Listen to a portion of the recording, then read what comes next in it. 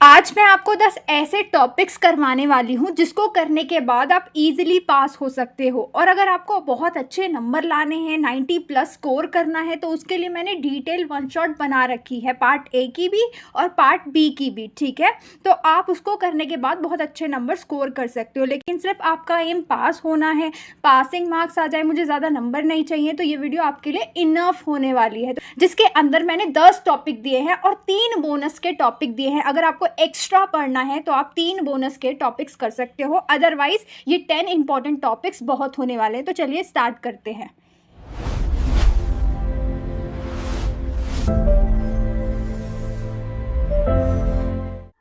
अब हमारे टॉपिक का नाम है सोशल रिस्पॉन्सिबिलिटी। नाम से ही समझ में आ रहा है, सोसाइटी के प्रति जो जिम्मेदारियां हैं, जो रिस्पॉन्सिबिलिटीज़ बनती हैं, उसको हमने क्या बोल दिया, सोशल रिस्पॉन्सिबिलिटी। पर हम बात किसकी कर रहे हैं, किसकी बनती है? हम बात कर रहे हैं कॉरपोरेट की, हम बात कर रहे हैं बिजनेस की। बिजनेस की जो सोसाइटी के प्रति जिम्मेदारियां बनती है उसे हम क्या बोलते हैं, CSR बोलते हैं। देखो होता क्या है, जब एक बिजनेस स्टार्ट किया जाता है ना, तो वो कहाँ पर किया जाता है? सिंपल सी बात है, सोसाइटी के अंदर ही किया जाता है। तो वो सोसाइटी से बहुत सारे रिसोर्सेज लेता है। कस्टमर कहाँ से मिलेंगे उसको? सोसाइटी से मिलेंगे। एम्प्लॉयज़ कहाँ से मिलेंगे उसको? सोसाइटी से मिलेंगे। रॉ मटेरियल कहाँ से मिलेगा? सोसाइटी से मिलेगा। तो जब वो सोसाइटी से इतनी सारी चीज़ें ले रहा है बिजनेस को स्टार्ट करने के लिए, तो अब उसका फर्ज बनता है कि वो भी सोसाइटी को कुछ वापस दे। ठीक है, उसकी भी कुछ जिम्मेदारियां बनती हैं कि वो सोसाइटी को कुछ वापस लौटाए। ठीक है, जैसे कि क्या करवा सकती है वो सोसाइटी के लिए? गरीब बच्चों के लिए स्कूल बनवा सकती है, फ्री हेल्थ कैंप लगवा सकती है, पेड़ लगवा सकती है, क्लीन वाटर की फैसिलिटी अवेलेबल करवा सकती है उस सोसाइटी में। तो ये सारी जो जिम्मेदारियां हैं, जब वो इन जिम्मेदारियों के बारे में सोचती है तो उसे क्या बोलते हैं, CSR बोलते हैं। तो समझ में आ गया, बिजनेस सिर्फ और सिर्फ पैसा कमाने के लिए सोसाइटी में नहीं आया है, उसे सोसाइटी को कुछ वापस भी करना पड़ेगा, रिटर्न भी देना पड़ेगा। उसे हमने क्या बोल दिया, कॉर्पोरेट सोशल रिस्पॉन्सिबिलिटी बोल दिया। अब मुझे एक बात बताओ, अगर बिजनेस बहुत अच्छा खासा पैसा कमा रहा है, प्रॉफिट कमा रहा है, तो क्या भरोसा कि वो कल को सोसाइटी के प्रति जिम्मेदारी निभाए या ना निभाए? इसलिए ना एक एक्ट बनाया गया है। ठीक है, कंपनीज एक्ट 2013 में सेक्शन 135 सब सेक्शन 1 के तहत ये बोला गया है कि अगर कोई भी बिजनेस जिसकी नेटवर्थ क्या होती है, उसकी कीमत के बारे में बात कर रहे हैं, अगर उसकी कीमत 500 करोड़ या 500 करोड़ रुपए से ज़्यादा की है, या फिर उसकी रेवेन्यू का मतलब होता है कमाई, अगर उसकी कमाई 1000 करोड़ या उससे ज़्यादा की है, और नेट प्रॉफिट का मतलब होता है सारे खर्चों को निकालने के बाद जो प्रॉफिट बच रहा है, अगर उसका प्रॉफिट 5 करोड़ या 5 करोड़ से ज़्यादा का है और ये 3 साल तक रेगुलर चीज़ें हो रही हैं, उसकी नेटवर्थ इतनी आ रही है, टर्नओवर इतना आ रहा है और नेट प्रॉफिट इतना आ रहा है 3 साल तक, तो भैया उस पर कंपलसरी है, एलिजिबल है, उसे CSR करना पड़ेगा। सोसाइटी के प्रति कुछ तो करना पड़ेगा, या तो वो फ्री हेल्थ कैंप लगवा दे, या क्लीन वाटर की फैसिलिटी अवेलेबल करवा दे, या पार्क खुलवा दे, या कुछ भी करे, कंपलसरी है भाई, कंपलसरी है, क्योंकि वो अच्छा खासा प्रॉफिट कमा रही है। ये किसने डिसाइड किया है? लॉ ने डिसाइड किया है। ठीक है, तो हमें समझ में आ गया भैया, CSR क्या है? वो कंटिन्यूइंग कमिटमेंट है, वो प्रॉमिस है कंपनी वालों की तरफ से, बिजनेस वालों की तरफ से, कि वो अपने प्रॉफिट के साथ साथ वो एथिकली काम करेगा और साथ में अपनी सोसाइटी की इकोनॉमिक डेवलपमेंट करेगा अपने कामों से, जिससे क्या होगा, जो वर्क फोर्स है, हमारे एम्प्लॉयज़ हैं, ठीक है, और हमारी सोसाइटी में जितने भी लोग रह रहे हैं, उनकी जो क्वालिटी ऑफ लाइफ है वो इम्प्रूव हो जाएगी। समझ में आया?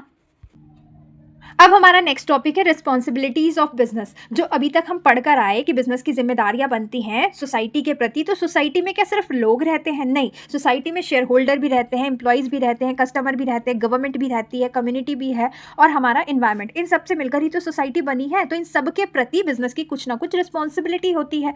तो सबसे पहले पढ़ते हैं शेयर होल्डर के बारे में। शेयर होल्डर कौन होता है? वो पर्सन होता है जो कि कंपनी में अपना पैसा इन्वेस्ट कर रहा है, शेयर्स खरीद रहा है, ठीक है, और अपना पैसा लगाता है, तो चाहता है कि बिजनेस बदले में उसको अच्छा खासा रिटर्न दे, डिविडेंड दे।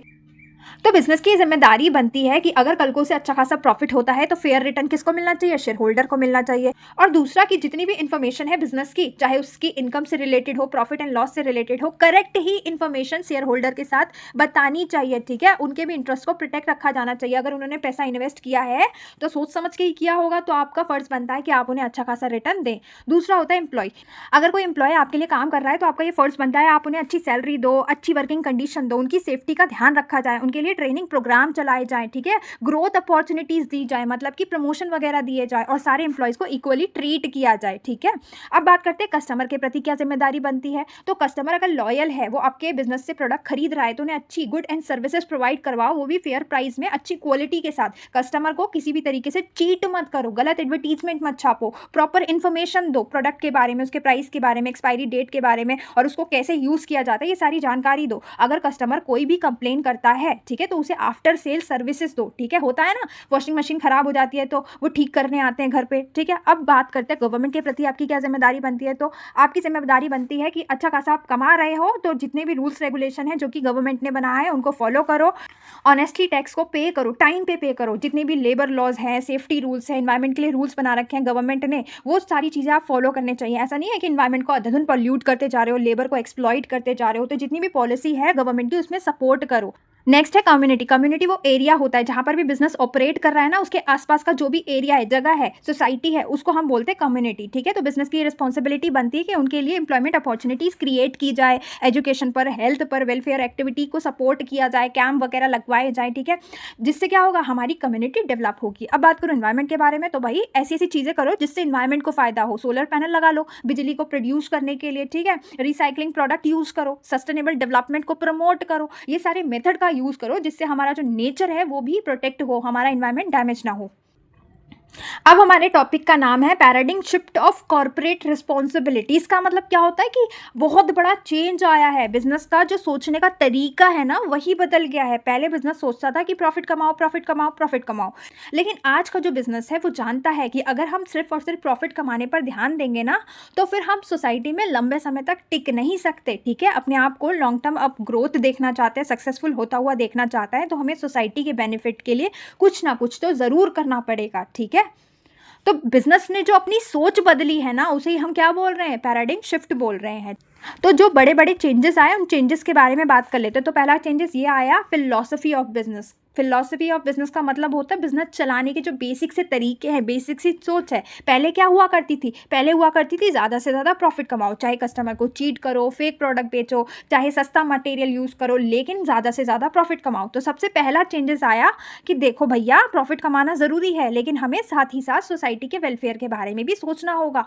प्रॉफिट ज़रूरी होता है, लेकिन जब जब उसे हमने एथिकल वे में कमाया हो, मतलब अपने कस्टमर के साथ चीटिंग नहीं करी हो, फेक प्रोडक्ट नहीं बेचे हो, वर्कर को ज़्यादा एक्सप्लॉइट नहीं किया हो, कस्टमर को मिसलीड नहीं किया हो और साथ में सोसाइटी को भी हार्म नहीं किया हो, तभी वो प्रॉफिट सही माना जाएगा और हम उस मार्केट में लंबे समय तक टिक सकते हैं। तो पहला चेंज क्या आया कि प्रॉफिट ज़रूर कमाएंगे लेकिन सोशल रिस्पॉन्सिबिलिटी को निभाते हुए, ठीक है? फिर दूसरा बहुत बड़ा चेंज आया सेकंड शिफ्ट में।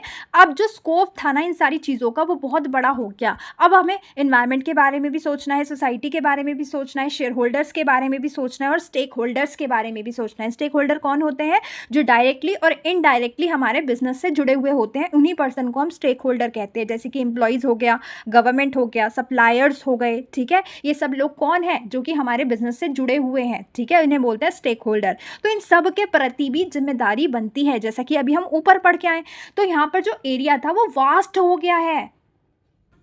तो मतलब हमें भाई बिजनेस करना है लेकिन पॉल्यूशन नहीं करना, सोसाइटी के बारे में सोचना है, उनकी डेवलपमेंट करनी है, ठीक है? अपने सारे स्टेक होल्डर के बारे में भी सोचना है, उन्हें भी सेटिस्फाई करना है और शेयर होल्डर को तो ज़्यादा से ज़्यादा रिटर्न भी देना ही देना है।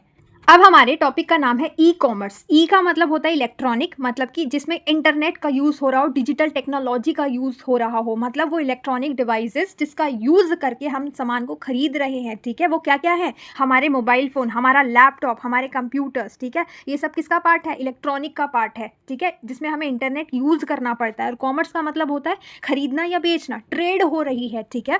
मतलब ई कॉमर्स क्या है? एक ऐसा प्लेटफॉर्म है जहाँ पर हम खरीदना बेचना कर रहे हैं लेकिन इंटरनेट की मदद से, ठीक है? जैसे आप अपने घर बैठे बैठे शॉपिंग करते हो, कुछ भी सामान खरीदते हो, कहाँ से? अमेजन से, फ्लिपकार्ट से, मिंत्रा से, और कुछ भी सामान अगर बेचना हो तो कहाँ पे बेचते हो? OLX पे। तो ये सारे क्या है? ई कॉमर्स प्लेटफॉर्म है जिसमें इंटरनेट की मदद से ट्रेड हो रही है, खरीदना बेचना चल रहा है। सारी सर्विसेज, सारी गुड्स कहाँ पर मिल रहे हैं? हमें इंटरनेट के माध्यम से मिल रहे हैं, ठीक है? और ऐसा ही नहीं है कि सिर्फ और सिर्फ इसमें आप किसी ऐप पर जाते हो, वेबसाइट पर जाते हो और अपने लिए सामान खरीद लेते हो, इतनी ही चीज़ नहीं आती इसके अंदर। आप वहाँ पर जाकर बेच भी सकते हो, बहुत सारे सेलर्स हैं जो अपनी दुकान को वहाँ लिस्ट करके बैठे हुए हैं। और आपको पता है जब आप ऑर्डर प्लेस करते हो आप तो सिर्फ एक बटन दबाते हो, और ऑर्डर प्रोसेसिंग मतलब ऑर्डर रिसीव करना, पैकेजिंग करना, डिलीवरी के लिए भेजना, ये पूरा प्रोसेसिंग किसके माध्यम से हो जाता है? इंटरनेट के माध्यम से। सिर्फ आपने एक बटन दबाया और ऑर्डर प्रोसेसिंग होता है, ठीक है। और यहाँ तक कि अगर आपको इस सामान के लिए पेमेंट करनी है तो वो भी आप घर बैठे बैठे कर सकते हो, यूपीआई वगैरह का यूज़ करके, नेट बैंकिंग का यूज़ करके इलेक्ट्रॉनिक पेमेंट भी कर सकते हो, ठीक है। और अगर आपको कोई भी प्रोडक्ट के बारे में डिटेल चाहिए, प्राइस चाहिए, डिलीवरी अपडेट चाहिए, ठीक है, रिव्यूज़ वगैरह चेक करने हैं, तो आप उस प्रोडक्ट की इन्फॉर्मेशन को बहुत ईजिली देख भी सकते हो, समझ भी सकते हो। फोटोज़ वगैरह भी लगी होती हैं। तो इसके अंदर कितनी सारी चीज़ें आ रही हैं जो कहाँ पर हो रही हैं? इंटरनेट पर हो रही हैं, ठीक है। उसी प्लेटफॉर्म को हमने क्या बोल दिया? ई कॉमर्स बोल दिया। और यहाँ पर बहुत सारे कस्टमर हैं क्योंकि ऑनलाइन तो हम कहीं पर भी पहुँच सकते हैं ना। और अगर मैं बात करूँ कस्टमर की, तो भाई अगर आप एक दुकान खोलते हो तो आसपास के एरिया को ही कवर कर पाते हो, लेकिन ऑनलाइन क्या है? ऑनलाइन आप अलग अलग देशों को कैप्चर कर सकते हो, वहाँ के कस्टमर को भी टारगेट कर सकते हो, तो हमें बहुत बड़ा कस्टमर बेस मिलता है, ठीक है। हम कहीं से भी किसी भी टाइम शॉपिंग कर सकते हैं अपने डिजिटल डिवाइसेस का यूज़ करके। उसी प्लेटफॉर्म को हमने ई कॉमर्स बोल दिया। अब बात करें फीचर के बारे में। ई कॉमर्स का पहला फीचर होता है कि यहाँ पे पेपरलेस ट्रांजैक्शन होती है। कहने का मतलब डिजिटल फॉर्म में होती है, चाहे बिल बनाना हो, ऑर्डर प्रोसेसिंग का काम हो, पेमेंट रिसिट हो, ये सारी चीज़ें आपको पेपर पर नहीं मिलेंगी, ये आपके मोबाइल फ़ोन लैपटॉप में आ जाएंगी, ठीक है। अगर आप ऑर्डर भी कैंसिल करते हो ना तो इसका भी मेल आ जाता है, ठीक है। और दूसरा होता है ग्लोबल रिच। अगर आपकी कोई दुकान है तो आप उतने ही एरिया को टारगेट कर पाओगे, उतने ही एरिया के कस्टमर आपको मिल पाएंगे। लेकिन अगर आपका बिजनेस ऑनलाइन चल रहा है तो आप किसी भी सिटी के कस्टमर के साथ कनेक्ट कर सकते हो, अलग अलग कंट्रीज के साथ भी कनेक्ट कर सकते हो, ठीक है। आपको इंटरनेट पर बहुत सारे कस्टमर मिलते हैं। और तीसरा होता है डिजिटल पेमेंट सिस्टम, मतलब आप घर बैठे बैठे ही पेमेंट भी कर सकते हो। आपके पास ऐसे इलेक्ट्रॉनिक सिस्टम आ गए हैं जैसे कि यूपीआई हो गया, डेबिट क्रेडिट कार्ड हो गया, नेट बैंकिंग हो गया, मोबाइल वॉलेट हो गया, जिसके थ्रू पेमेंट करना भी बहुत ज़्यादा आसान हो गया है। अब बात करें इसके फ़ायदों के बारे में, तो जैसे फिजिकल शॉप जो होती है, जो लाला भैया की दुकानें होती हैं, वो 8 बजे से खुलती हैं और रात के 10 बजे तक बंद हो जाती हैं। लेकिन इसका फ़ायदा क्या है? ई कॉमर्स का फ़ायदा है कि हमेशा खुली रहती है 24/7। कभी भी अगर 12 बजे मन कर रहा है शॉपिंग करने का तो हम 12 बजे कर सकते हैं, ठीक है। दूसरा होता है ये हमारे कन्वीनियंस के हिसाब से होती है, मतलब हम कभी भी घर बैठे किसी भी एरिया से बाहर जाने की ज़रूरत नहीं पड़ती, मेहनत करने की ज़रूरत नहीं पड़ती, तैयार होना नहीं पड़ता, कभी भी किसी टाइम किसी भी एरिया से शॉपिंग कर सकते हैं इंटरनेट की मदद से, ठीक है। तीसरा, ये हमारा टाइम और कॉस्ट दोनों बचा देती है। घर बैठे बैठे जो ट्रैवल का टाइम होता है वो बच जाता है, पेट्रोल, बस का किराया, ठीक है। अगर ऑटो से जाते तो ऑटो का किराया, ये जो अननेसेसरी एक्सपेंस होने वाले थे वो अब नहीं होंगे। और चौथा, हमें यहाँ पे बहुत सारे प्रोडक्ट की चॉइस मिल जाती है। अगर हम लोकल दुकान पे जाएंगे तो हो सकता है उन्होंने अपनी दुकान के हिसाब से सामान रखा हो, वहाँ के लोकल लोगों के हिसाब से सामान रखा हो, लेकिन किसी ई कॉमर्स प्लेटफॉर्म का यूज़ करते हैं तो हमें किसी भी साइज़ का, बड़े बड़े फन पॉप के साइज़, बड़े बड़े मैड एंगल, बड़ा बड़ा ओएस का साइज़, किसी भी साइज़ का किसी भी टाइप का प्रोडक्ट ईजिली मिल सकता है। मतलब हमें एक ही जगह पर 10 तरह की ब्रांड्स भी मिल जाएंगी, 10 तरह के कलर्स भी मिल जाएंगे, 10 तरह के साइज़ भी मिल जाएंगे और 10 तरह के प्राइस भी मिल जाएंगे। और इजीली कंपेयर करने के बाद हम चीज़ों को खरीद सकते हैं, ठीक है। अब बात करते हैं इसके नुकसान के बारे में। तो इसमें कोई फिजिकल इंस्पेक्शन नहीं होती, मतलब कि हम कपड़े को, सामान को छूकर, महसूस कर नहीं देख सकते, ठीक है। जो क्वालिटी हमें छूकर पता लगती है, चेक करने के बाद पता लगती है, वो हमें फ़ोन पर, लैपटॉप या कंप्यूटर में पता नहीं लग पाती। और कभी कभी हमारे साथ धोखा हो जाता है। हमने सोचा था ये कपड़ा तो बहुत अच्छा है, लेकिन जब वो डिलीवर होता है तो वो उतना अच्छा नहीं लगता जितना कि वो फोटो में लग रहा था। और हो सकता है क्या पता हमें फिटिंग वगैरह ना आई हो। दूसरा होता है साइबर सिक्योरिटी रिस्क। बहुत सारा खतरा होता है फ्रॉड का, हैकिंग का। ऐसे बहुत सारी फेक वेबसाइट है जो डेटा को चुरा लेती हैं, आपसे पेमेंट तो ले लेती हैं। आपको बहुत अच्छा ड्रेस पसंद आया, आपने ऑर्डर प्लेस कर दिया, पेमेंट भी कर दी, लेकिन कभी वो ड्रेस आएगी ही नहीं। ऐसी बहुत सारी फेक वेबसाइट बनाई हुई है। और कहीं पर अगर आप अपने कार्ड वगैरह की डिटेल वगैरह डाल देते हो तो भी आपके अकाउंट से पैसे कट जाते हैं। और तीसरा हो सकता है डिलीवरी लेट हो जाए, ठीक है। कभी कभी टाइम पर चीज़ें डिलीवर नहीं हो पाती, वेदर की वजह से ट्रांसपोर्ट प्रॉब्लम हो सकती है, सेलर डिले कर सकता है, तो बहुत सारी ऐसी चीज़ें होती है। हमने कोई बर्थडे के लिए ड्रेस मंगवाया था, लेकिन वो बर्थडे के एक दिन बाद आएगा तो क्या ही फ़ायदा। तो कभी कभी डिले बहुत ज़्यादा नुकसान कर देता है। और हमेशा हम इंटरनेट पर डिपेंड रहते हैं ऑनलाइन चीज़ों को खरीदने के लिए, ठीक है। अगर हमारे फ़ोन में इंटरनेट नहीं है, ठीक है, हमारे पास डिवाइस नहीं है, तो हम शॉपिंग भी भी नहीं कर सकते। तो हम किस पे डिपेंड है? इंटरनेट पर डिपेंड है। अब हमारे टॉपिक का नाम है डिफरेंसेस। हम किस में डिफरेंस पढ़ने वाले हैं? ट्रेडिशनल कॉमर्स और ई कॉमर्स में। ई कॉमर्स तो आपको पता ही लग गया कि हम क्या कर रहे हैं? ऑनलाइन खरीदना बेचना कर रहे हैं। और ट्रेडिशनल कॉमर्स का मतलब ऑफलाइन खरीदना बेचना कर रहे हैं, जहाँ पर एक फिजिकल शॉप है, किसी की दुकान है, वहाँ पर्टिकुलर जाके हम खरीद के ला रहे हैं, उसे क्या बोलते हैं? ट्रेडिशनल कॉमर्स बोलते हैं। ठीक है, तो जितनी भी ट्रांजैक्शन हो रही है वो कहाँ पर हो रही है? फिजिकल स्टोर में हो रही है, मार्केट में हो रही है, उसे हमने ट्रेडिशनल कॉमर्स बोल दिया। और जितनी भी ट्रांजैक्शन होती है यहाँ पर वो कहाँ पर हो रही है? इलेक्ट्रॉनिकली हो रही है, इंटरनेट पर हो रही है, उसे हमने ई कॉमर्स प्लेटफॉर्म बोल दिया। ठीक है, यहाँ पे जितना भी प्रोसेस होता है, चाहे बिल बनाने का काम हो, ऑर्डर प्रोसेस करने का काम हो, कस्टमर के रिकॉर्ड करने का काम हो, तो इन सब में ह्यूमन एफर्ट लगता है, मैनुअल प्रोसेस होता है, यहाँ पे ह्यूमन खुद करता है। लेकिन यहाँ पर तो मशीनें कर देती हैं, कंप्यूटर कर देते हैं, बहुत बड़े बड़े बिलिंग सिस्टम लगा रखे हैं, पेमेंट कन्फर्मेशन के लिए बहुत सारी चीज़ें लगा रखी हैं, रिकॉर्ड कीपिंग सिस्टम लगा रखे हैं कि आपको सिर्फ एक बटन दबाना है, आप ऑर्डर पर दबाओगे ना, सारी चीज़ें अपने आप हो जाएंगी। ठीक है, ऐसी पेमेंट का भी अगर आप एक बटन दबा लोगे अपना पिन वगैरह डालने के बाद, तो पैसे कट जाएंगे। तो ये सारी चीज़ें, ये जो पूरा प्रोसेस है वो कैसा होता है? ऑटोमेटिक होता है। ठीक है, और यहाँ पर ये जो बिजनेस होते हैं वो लिमिटेड बिजनेस आवर्स में काम करते हैं, मतलब कि 8 बजे सुबह दुकान खोली, रात के 10 बजे तक बंद हो जाएगी। लेकिन ये कभी भी आप शॉपिंग कर सकते हो, हमेशा 24 घंटे खुले रहते हैं, 24/7 अवेलेबल रहते हैं। यहाँ पे हम बायर और सेलर दोनों आपस में मिलते हैं। ये अपने सवाल पूछ सकता है, भैया कपड़े की क्वालिटी तो कैसी है? अरे भैया प्राइस तो बहुत ज़्यादा लगा रहे हो तुम। ठीक है, तो यहाँ पे फेस टू फेस इंटरेक्शन हो सकता है, बार्गेनिंग हो सकती है, लेकिन यहाँ पर ऐसा नहीं होता। यहाँ पे एक बायर होता है, वो स्क्रीन के साथ इंटरेक्शन कर रहा होता है, उसके सामने स्क्रीन होती है, लैपटॉप की, कंप्यूटर की या मोबाइल फ़ोन की। ठीक है, और लास्ट वाला पॉइंट ये कह रहा है, अगर आपकी दुकान एक पर्टिकुलर एरिया में है, ठीक है, एक जगह पर है, तो उसके आसपास के लोगों को ही आप टारगेट कर पाओगे। और अगर आपकी बहुत फेमस दुकान है तो फिर दूर दूर से लोग आ सकते हैं, लेकिन फिर भी लिमिटेड एरिया तक ही आप टारगेट कर पाओगे। लेकिन यहाँ पर आपको पूरा वर्ल्ड वाइड ग्लोबल रीच मिल रही है, आप किसी भी कंट्री के कस्टमर को टारगेट कर सकते हो, क्योंकि ऑनलाइन बिजनेस में कस्टमर कहीं का भी हो सकता है। तो यहाँ पर हमें कस्टमर बेस बहुत बड़ा मिलता है। ठीक है, अब बात करते हैं हम फॉर्म्स ऑफ ऑर्गेनाइजेशन के बारे में। यहाँ पर हम ऑर्गेनाइजेशन के टाइप्स के बारे में पढ़ने वाले हैं कि वो कैसे फॉर्म हुई है, कैसे बनी है। तो उसको अगर एक पर्सन चला रहा है तो उसका अलग नाम होगा, उसको पार्टनर्स मिलकर चला रहे हैं तो उसका अलग नाम होगा। तो उनके लीगल स्ट्रक्चर के बेसिस पर, उनका क्या लीगल स्ट्रक्चर है उसके बेसिस पर हमने उसको डिवाइड कर दिया है, अलग अलग फॉर्म्स बना दी हैं। तो हमारा फर्स्ट है सोल प्रोप्राइटरशिप। थोड़ा सा फास्ट लेकर चलते हैं चीज़ों को, और अगर आपको डिटेल में समझना है तो उसके लिए मैंने वन शॉट ऑलरेडी बना रखी है। तो सोल प्रोप्राइटरशिप ऐसी फॉर्म ऑफ बिजनेस होती है जिसके अंदर एक सिंगल पर्सन होता है जो कि अपने बिजनेस को खुद ही ओन करता है। ओनर भी वही है, मैनेजर भी वही है जो कि मैनेज कर रहा है, और कंट्रोलर भी वही है जो कि अपने बिजनेस को कंट्रोल भी कर रहा है। ठीक है, तो उसे क्या बोलते हैं? सोल प्रोप्राइटरशिप बोलते हैं। इसके अंदर सारी चीज़ें, बिजनेस उसी का है, सारे डिसीजन उसी के हैं, सारा प्रॉफिट भी उसी का है। ठीक है, और कल को अगर मान लो कोई भी रिस्क आता है, कोई लोन वगैरह है चुका नहीं पा रहा, कर्जा जो बढ़ रहा है, जो भी लॉस हो रहा है, वो भी उसी की जिम्मेदारी होगी। जैसे कि मान लेते हैं आपने अपनी खुद की एक बेकरी खोल ली, तो बेकरी क्या है? आपका बिजनेस है, तो उस बिजनेस का नाम क्या होगा? सोल प्रोप्राइटरशिप होगा। ठीक है, अब बात करें इसके फीचर के बारे में, तो इसको चलाने के लिए कितने बंदे चाहिए होते हैं? सिर्फ और सिर्फ सिंगल ओनर चाहिए होता है। ये बना रहे होते हैं ना, बिजनेस को फॉर्म कर रहे होते हैं, तो इसमें कोई भी लीगल फॉर्मेलिटीज़ की ज़रूरत नहीं पड़ती। कहने का मतलब ऐसे अलग अलग टाइप्स के बिजनेस हैं जिसको बनाते वक्त हमें बहुत सारी गवर्नमेंट की परमिशन चाहिए होती है, रजिस्ट्रेशन करवाना पड़ता है। तो अब मुझे खुद बताओ, अगर आप अपनी खुद की बेकरी खोल रहे हो तो क्या उसके लिए आपको रजिस्ट्रेशन करवाना पड़ेगा, बहुत सारे अप्रूवल लेने पड़ेंगे? नहीं ना, तो कोई लीगल फॉर्मेलिटीज़ भी नहीं होती, और बिजनेस पर फुल कंट्रोल आपका ही होता है।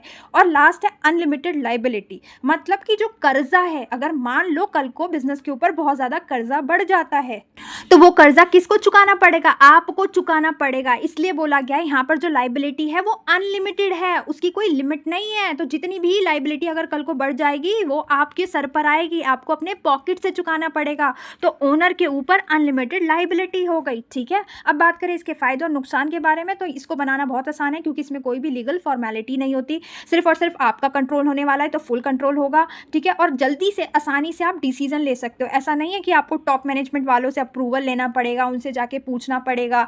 आपको जो अपने बिजनेस में करना है, नया प्रोडक्ट लॉन्च करना है, नई पैकेजिंग लानी है, जो भी करना है, आप इजीली डिसीजन ले सकते हो। ठीक है, क्योंकि आप ही ओनर हो। ठीक है, अब बात करूँ उसके डिसएडवांटेज के बारे में, तो अगर आप लाओगे तो कम ही पैसा लाओगे, कम ही रिसोर्सेज लाओगे। ऐसा तो नहीं है बहुत सारी मशीनें ले आओगे, आप जितना केपेबल हो तो उतना ही ला पाओगे। तो तो रिसोर्सेज क्या हो जाते हैं, लिमिटेड हो जाते हैं, ज़्यादा नहीं हो पाते। एक पर्सन के पास जितना पैसा है, जितना रिसोर्स है, वो उतना ही ला पाएगा, ठीक है। और यहाँ पे लाइबिलिटी क्या होती है, अनलिमिटेड होती है, जिसकी कोई लिमिट नहीं होती, ठीक है। अगर कल को लाइबिलिटी का कर्जा बढ़ जाता है तो सबसे पहले क्या करोगे, आप बिजनेस की मशीन वगैरह बेचोगे, एसेट बेचोगे, उससे कर्जा चुकाने की कोशिश करोगे। अगर कर्जा नहीं चुक पाता है, उसके बाद आपकी पर्सनल जेब पर बात आ जाएगी, आपका घर भी बिक सकता है, जो मर्जी हो सकता है, आपकी पर्सनल प्रॉपर्टी, पर्सनल लाइफ पर बात आ जाएगी। इसलिए बोला गया है कि अनलिमिटेड लाइबिलिटी होती है। और मान लो कल को अगर आपका बिजनेस बड़ा हो जाता है, ठीक है, बहुत ज़्यादा भीड़ लग जाती है आपकी बेकरी पे, तो एक सिंगल पर्सन वो बिजनेस नहीं चला सकता। अब हमारा नेक्स्ट है पार्टनरशिप। पार्टनरशिप ऐसी फॉर्म ऑफ ऑर्गेनाइजेशन है जिसमें दो या दो से ज़्यादा लोग आपस में मिलकर डिसाइड करते हैं कि चलो भैया बिजनेस करते हैं, और अपना अपना पैसा लेके आते हैं, बिजनेस में इन्वेस्ट करते हैं, और ये तय करते हैं कि अगर कल को इस बिजनेस से जो भी प्रॉफिट होता है, जो भी लॉस होता है, आपस में बांट लेंगे। तो इन्होंने म्यूचुअली एग्रीमेंट पर ये डिसाइड किया कि चलो हम बिजनेस शुरू करते हैं। तो मतलब इनको क्या बोलेंगे, पार्टनर्स बोलेंगे। पार्टनर्स आए, पार्टनर्स ने बिजनेस शुरू किया, वो हो गई पार्टनरशिप, ठीक है। अब बात करें इसके फीचर के बारे में, तो देखो सिंपल सी बात है, जब ये पार्टनरशिप फॉर्म होती है ना, तो लोग अपना अपना पैसा लेकर आते हैं, अपनी अपनी कैपिटल लेकर आते हैं बिजनेस को स्टार्ट करने के लिए, मशीनों को खरीदने के लिए। तो लोगों के बीच में क्या हो रहा है, एक एग्रीमेंट फॉर्म हो रहा है, जहां पर वो लोग आपस में एग्री कर रहे हैं कि हम बिजनेस करने वाले हैं, ठीक है। अब ये जो एग्रीमेंट होता है वो ओरल फॉर्म में भी हो सकता है और रिटन फॉर्म में भी हो सकता है। ये मुंह से बोलकर भी एग्रीमेंट कर सकते हैं कि चलो भैया बिजनेस शुरू करते हैं, या फिर रिटन फॉर्म में एक डॉक्यूमेंट होता है, अगर आपको याद हो, पार्टनरशिप डीड बोलते हैं उसको, ठीक है। एक रिटन लीगल डॉक्यूमेंट, ठीक है, मतलब एक ऐसा पर्चा जिसमें साफ साफ लिखा होता है कि बिजनेस का क्या नाम है, सभी पार्टनर्स का क्या नाम है, सब पार्टनर्स कितनी कैपिटल लेकर आए हैं, हर पार्टनर की ड्यूटीज और रिस्पॉन्सिबिलिटी क्या होने वाली है, और लास्ट में कौन से रेशियो में उनमें प्रॉफिट और लॉस बंटने वाला है, ठीक है। अगर नया पार्टनर आएगा तो क्या करना पड़ेगा, अगर कोई पार्टनर को रिटायर होना है तो क्या करना पड़ेगा। तो उस रिटन डॉक्यूमेंट में सारी बातें लिखी होती है, जिसे हम बोलते हैं पार्टनरशिप डीड। तो उस पर साइन वगैरह करके एग्रीमेंट हो जाता है, ठीक है। और इसमें भी यही झंझट है कि अगर कल को बिजनेस के ऊपर कर्जा बढ़ जाता है तो बिजनेस क्या करेगा, सबसे पहले अपने एसेट वगैरह बेचेगा, उसके बाद वो कर्जा पार्टनर्स को चुकाना पड़ेगा, पार्टनर की पर्सनल पॉकेट पे बात आ जाएगी। इसलिए हम क्या बोल रहे हैं कि लाइबिलिटी क्या है, अनलिमिटेड है। और पता है आपको, अगर किसी को पार्टनरशिप स्टार्ट करनी है तो उसे इंडियन पार्टनरशिप एक्ट 1932 को फॉलो करना पड़ेगा। उसके अनुसार जितनी भी चीज़ें होंगी ना, जो जो पार्टनरशिप में होती होंगी, उसके अनुसार चलना पड़ेगा। तो गवर्नमेंट ने क्या बना रखा है, पार्टनरशिप एक्ट बना रखा है। अब बात करें इसके फायदे और नुकसान के बारे में, तो इसको फॉर्म करना भी ईजी है, बस एक एग्रीमेंट करना पड़ता है और पार्टनरशिप फॉर्म हो जाती है, ठीक है। इसमें ज़्यादा पैसा आता है क्योंकि अलग अलग पार्टनर अपना अपना पैसा लेकर आते हैं, तो पैसा इकट्ठा हो जाता है। और साथ में अगर कल को कोई नुकसान होगा, 40 करोड़ रुपए का नुकसान हो गया, तो आपस में वो बांट लेंगे, तो रिस्क भी क्या हो रहा है, शेयर हो रहा है। ये फायदे वाली बात है। अब बात करूँ इसके डिसएडवांटेज के बारे में, तो यहाँ पर देखो लिमिटेड कैपिटल है। लिमिटेड कैपिटल कहने का मतलब क्या है कि जितना पार्टनर्स ला पा रहे हैं उतना ही पैसा आ पा रहा है, ठीक है, उससे ज़्यादा नहीं आ पा रहा। लेकिन दूसरे टाइप्स की ऑर्गेनाइजेशन में क्या होता है, हम शेयर इशू कर सकते हैं। शेयर इशू करने के बाद कंपनी बहुत सारा पैसा रेस कर सकती है, 1000 करोड़, 500 करोड़, ऐसे पैसे को रेस किया जा सकता है, और यहाँ पे नहीं कर सकते। इसलिए हमने इसको बोल दिया लिमिटेड कैपिटल, ठीक है। और यहाँ पे लाइबिलिटी कैसी होती है, अनलिमिटेड होती है। और हो सकता है दोनों पार्टनर की जो सोच हो वो अलग अलग हो, थॉट्स फीलिंग अलग अलग हो, जिससे क्या हो जाए, लड़ाई झगड़े हो जाए। ये कह रहा है कि भाई हमें अपने बिजनेस में भले ही क्वालिटी के साथ कॉम्प्रोमाइज कर दें, लेकिन प्रोडक्ट को हमेशा सस्ता ही रखेंगे। लेकिन ये कह रहा है भैया देख, प्रोडक्ट भले ही महंगा हो जाए लेकिन क्वालिटी के साथ कॉम्प्रोमाइज नहीं होना चाहिए। तो ऐसे में इनके बीच में लड़ाई झगड़े भी हो सकते हैं। नेक्स्ट है जॉइंट हिंदू फैमिली बिजनेस, ठीक है। अब देखो शर्मा जी की ना मिठाई की दुकान है, ठीक है। अगर उनकी डेथ हो जाती है तो उनके बच्चे बिजनेस संभाल लेंगे, अगर उनकी डेथ हो जाती है तो उनके बच्चे बिजनेस संभाल लेंगे। जो फैमिली बाय फैमिली चलता ही जा रहा है ना, उस बिजनेस को हमने क्या बोल दिया, जॉइंट हिंदू फैमिली बिजनेस बोल दिया। और इसके लिए कौन सा रूल फॉलो करना पड़ता है, इसके लिए रूल बनाया गया हिंदू सक्सेशन एक्ट 1956। और ये ऐसी unique form of business organisation है जो कि सिर्फ और सिर्फ इंडिया में ही मिलती है, ठीक है। यहाँ पर इस बिजनेस को कौन चला रहे हैं, फैमिली मेंबर ही चला रहे हैं। अगर बच्चा पैदा हो गया उस फैमिली में तो वो उस बिजनेस का मेंबर बन गया, ठीक है। यहाँ पर मेंबरशिप खरीदने की जरूरत ही नहीं पड़ रही। तो वही हमें समझ में आ गया कि मेंबरशिप कब से मिल गई है, जन्म से मिल गई है, ठीक है। और इस बिजनेस को कौन चलाता है, सारे डिसीजन कौन लेता है, सारे फैसले लिए जाते हैं कर्ता के द्वारा। जो इस फैमिली का हेड होता है ना, हमारे दादाजी या हमारे पापा जी, वही कर्ता होते हैं जो इस बिजनेस को चला रहे होते हैं, सबसे एल्डेस्ट मेंबर। मान लो उनकी डेथ हो जाती है तो उनके बाद उनके बच्चे संभाल लेते हैं। उनकी बीवी नहीं बनेगी, उनकी बीवी हेड नहीं बनेगी, लेकिन बीवी के बच्चे बन सकते हैं, क्योंकि उन्हें क्या बोलते हैं, को पार्टनर बोलते हैं। को पार्टनर का मतलब होता है कि उन्होंने उसी फैमिली में जन्म लिया है। बीबी तो शादी करने के बाद आई है, इसलिए बीबी जो है वो हिस्सा नहीं बनती, कर्ता नहीं बनती। लेकिन अगर उनके बच्चे हैं, क्योंकि उन्होंने वहाँ पर जन्म लिया है, तो वो बन सकते हैं। और पहले के ज़माने में ऐसा हुआ करता था, सिर्फ और सिर्फ जो हमारा बड़ा बेटा होता था वही कर्ता बनता था, ठीक है। लेकिन आज के ज़माने में रूल्स रेगुलेशन बदल गई है। आज के ज़माने में बड़ी बेटी भी कर्ता बन सकती है, ठीक है। तो हमें समझ में आ गया इसके फीचर कि यहाँ पर मेंबरशिप जन्म से ही मिल जाती है। बिजनेस को कौन संभालता है? कर्ता संभालता है। और अगर किसी मेंबर की डेथ भी हो जाती है, कर्ता की डेथ भी हो जाती है, उसके बाद भी बिजनेस कंटिन्यू रहता है। लेकिन पार्टनरशिप में क्या होता है? अगर दो पार्टनर्स ने मिलकर स्टार्ट किया है बिजनेस और उसमें से एक की डेथ हो गई, तो बिजनेस बंद करना पड़ता है, क्योंकि एक पर्सन से थोड़ी ना पार्टनरशिप फॉर्म होती है, ठीक है। अब बात करें इसके फायदों के बारे में, तो स्टेबल बिजनेस है। कहने का मतलब चाहे मेंबर बदलते जा रहे हैं, चाहे किसी की भी डेथ हो रही है, लेकिन बिजनेस क्या है? स्टेबल है। बिजनेस रुक नहीं रहा, वो चलता ही जा रहा है। और इसमें क्योंकि कर्ता ही बिजनेस को चला रहा है, वही सारे फैसले लेता है, तो इसमें जल्दी से फैसला भी हो जाता है और साथ ही साथ फैमिली मेंबर्स का सपोर्ट भी मिल जाता है, क्योंकि यहाँ पर जितने भी फैमिली मेंबर्स होते हैं इसी बिजनेस को तो चला रहे होते हैं, ठीक है। अब बात करें डिसएडवांटेज के बारे में, तो भाई फैमिली अपना पैसा लगा सकती है। फैमिली के पास जितनी भी कैपिटल होगी उतना ही लग सकता है, तो यहाँ पे कैपिटल क्या होती है? लिमिटेड होती है। और अगर इस बिजनेस में कोई भी कल को कर्जा वगैरह होता है, तो किसके मत्थे आएगा? कर्ता के मत्थे आएगा। तो कर्ता के ऊपर क्या है? अनलिमिटेड लाइबिलिटी है। और हो सकता है भाई, इनका दिमाग ही सब कुछ थोड़ी हो सकता है, ठीक है। अगर हम कंपनी वगैरह चला रहे होते तो 10 लोगों की हमें सलाह मिलती, 10 लोग एक्सपर्ट होते, लेकिन यहाँ पर तो सिर्फ एक ही पर्सन है, उसके पास ही अपनी स्किल्स है। तो कभी कभी हो सकता है कि ये फैसले गलत ले लें। तो हो सकता है कि इनके पास जो मैनेजरियल स्किल्स है वो लिमिटेड हो। लेकिन अगर दूसरा बिजनेस होता तो उसमें 10 एक्सपर्ट होते, 10 सजेशन देते, 10 एडवाइस देते, तो हमारा बिजनेस और अच्छे लेवल तक पहुंच सकता। अब आपको तो पता ही है कंपनी के बारे में, ऑलरेडी आपने अकाउंट्स में पढ़ा होगा। कंपनी जो होती है ना, कंपनी, उसको हम क्या बोलते हैं? ये एक आर्टिफिशियल पर्सन है। आर्टिफिशियल पर्सन क्यों बोल रहे हैं?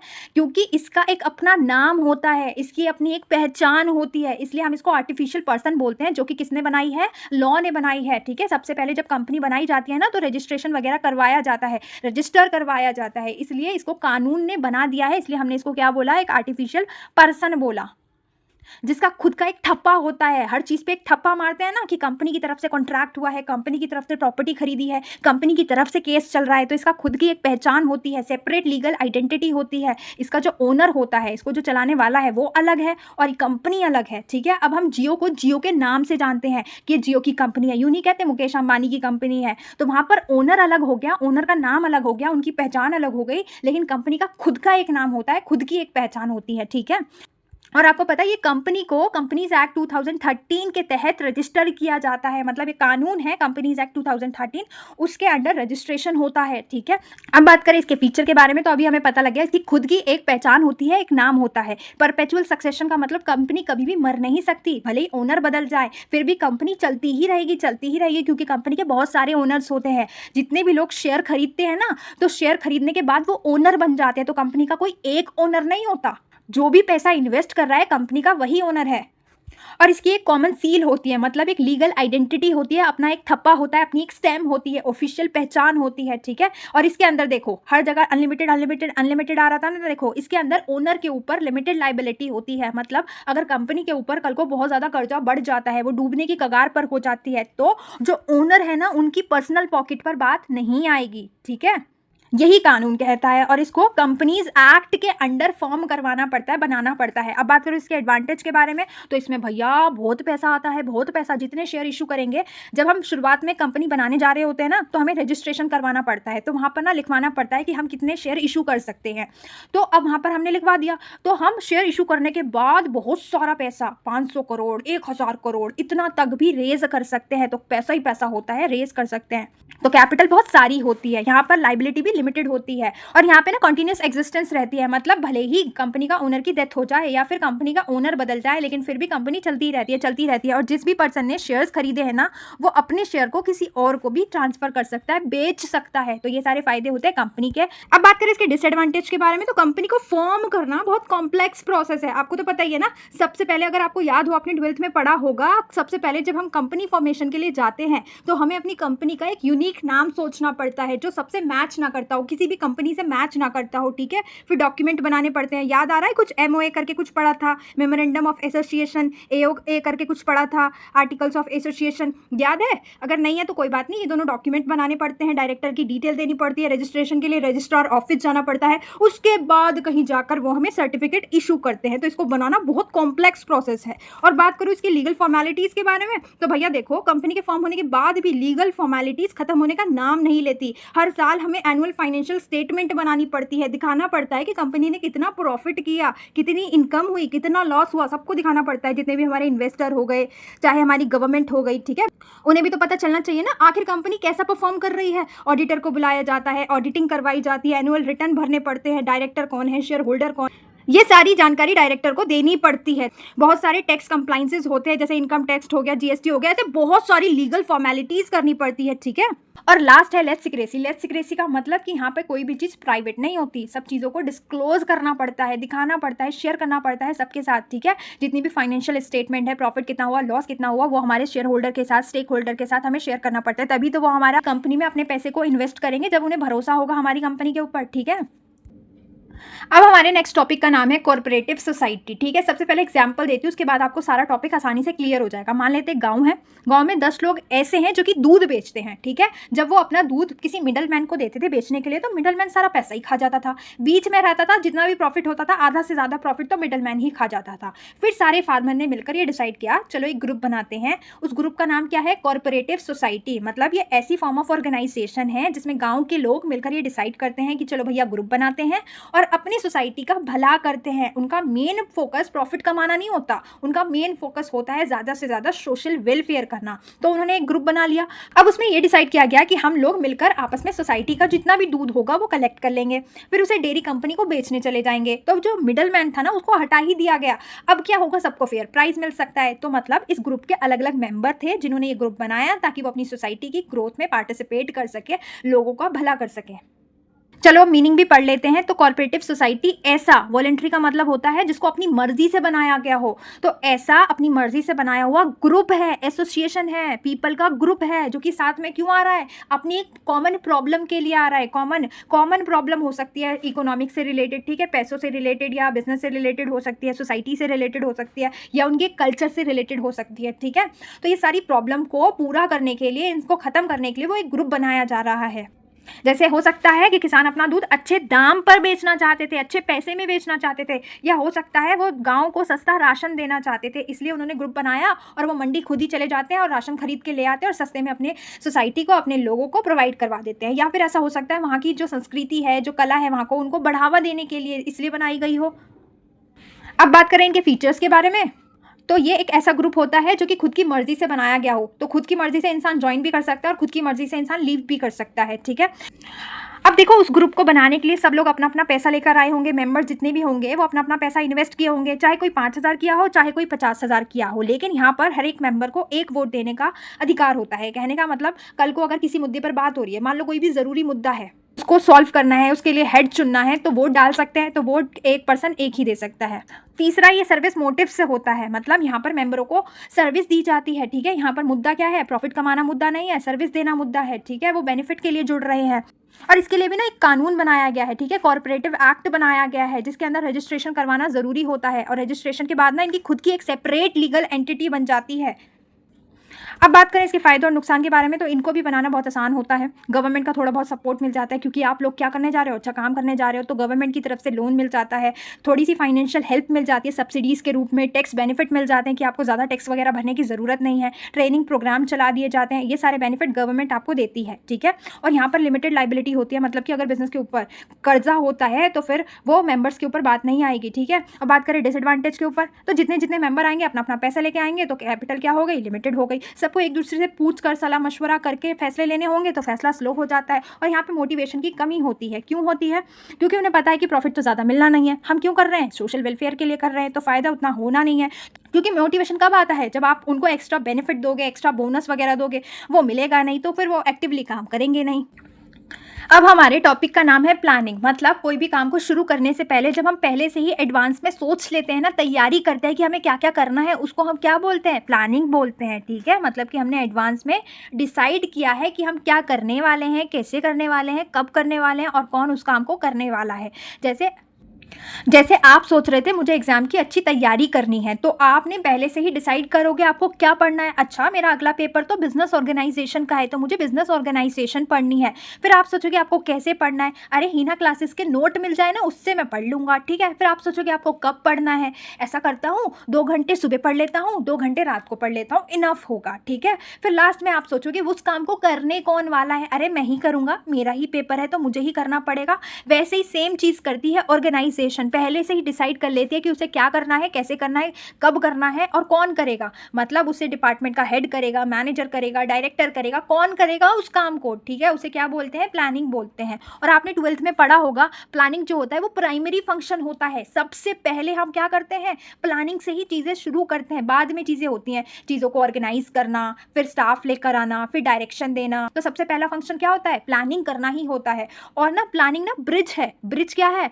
ब्रिज है आज हम जहाँ खड़े हैं, ठीक है, और कल हमें जहाँ पहुँचना है। मतलब आज की जो प्रेजेंट सिचुएशन है और जो फ्यूचर की सिचुएशन है, उसके बीच का ब्रिज क्या है, प्लानिंग है। वो हमें रास्ता दिखा रही है। अगर हमारा गोल है कि 5 सालों में हमें अपने आप को वहाँ पर देखना है, तो उसके लिए हमें प्लान्स तो बनाने पड़ेंगे। वो रास्ता जो होता है उसी को हमने क्या बोल दिया, प्लानिंग बोल दिया। ठीक है, अब बात करें इसके नेचर के बारे में, तो प्लानिंग को फ्यूचर के लिए किया जाता है। ठीक है, हम फ्यूचर में जहाँ पहुँचना चाहते हैं, जो हमारे गोल्स हैं, जो अपॉर्चुनिटीज़ एंड चैलेंजेस को हम पूरा करना चाहते हैं, उसके लिए प्लान बनाते हैं। क्या पास्ट के लिए प्लान बना सकते हैं, नहीं ना। दूसरा होता है परवेसिव, मतलब एक ऐसी चीज़ जो हर जगह अप्लाई होती है। चाहे कोई सा भी डिपार्टमेंट हो, हर जगह हमें प्लानिंग तो करनी पड़ेगी ना। चाहे टॉप लेवल वाले हो, मिडिल लेवल वाले हो, या हमारे जितने भी एम्प्लॉयज़ हो, जूनियर्स हो, हर लेवल पर प्लानिंग की ज़रूरत होती है। ठीक है, इसलिए इसको परवेसिव बोला गया है।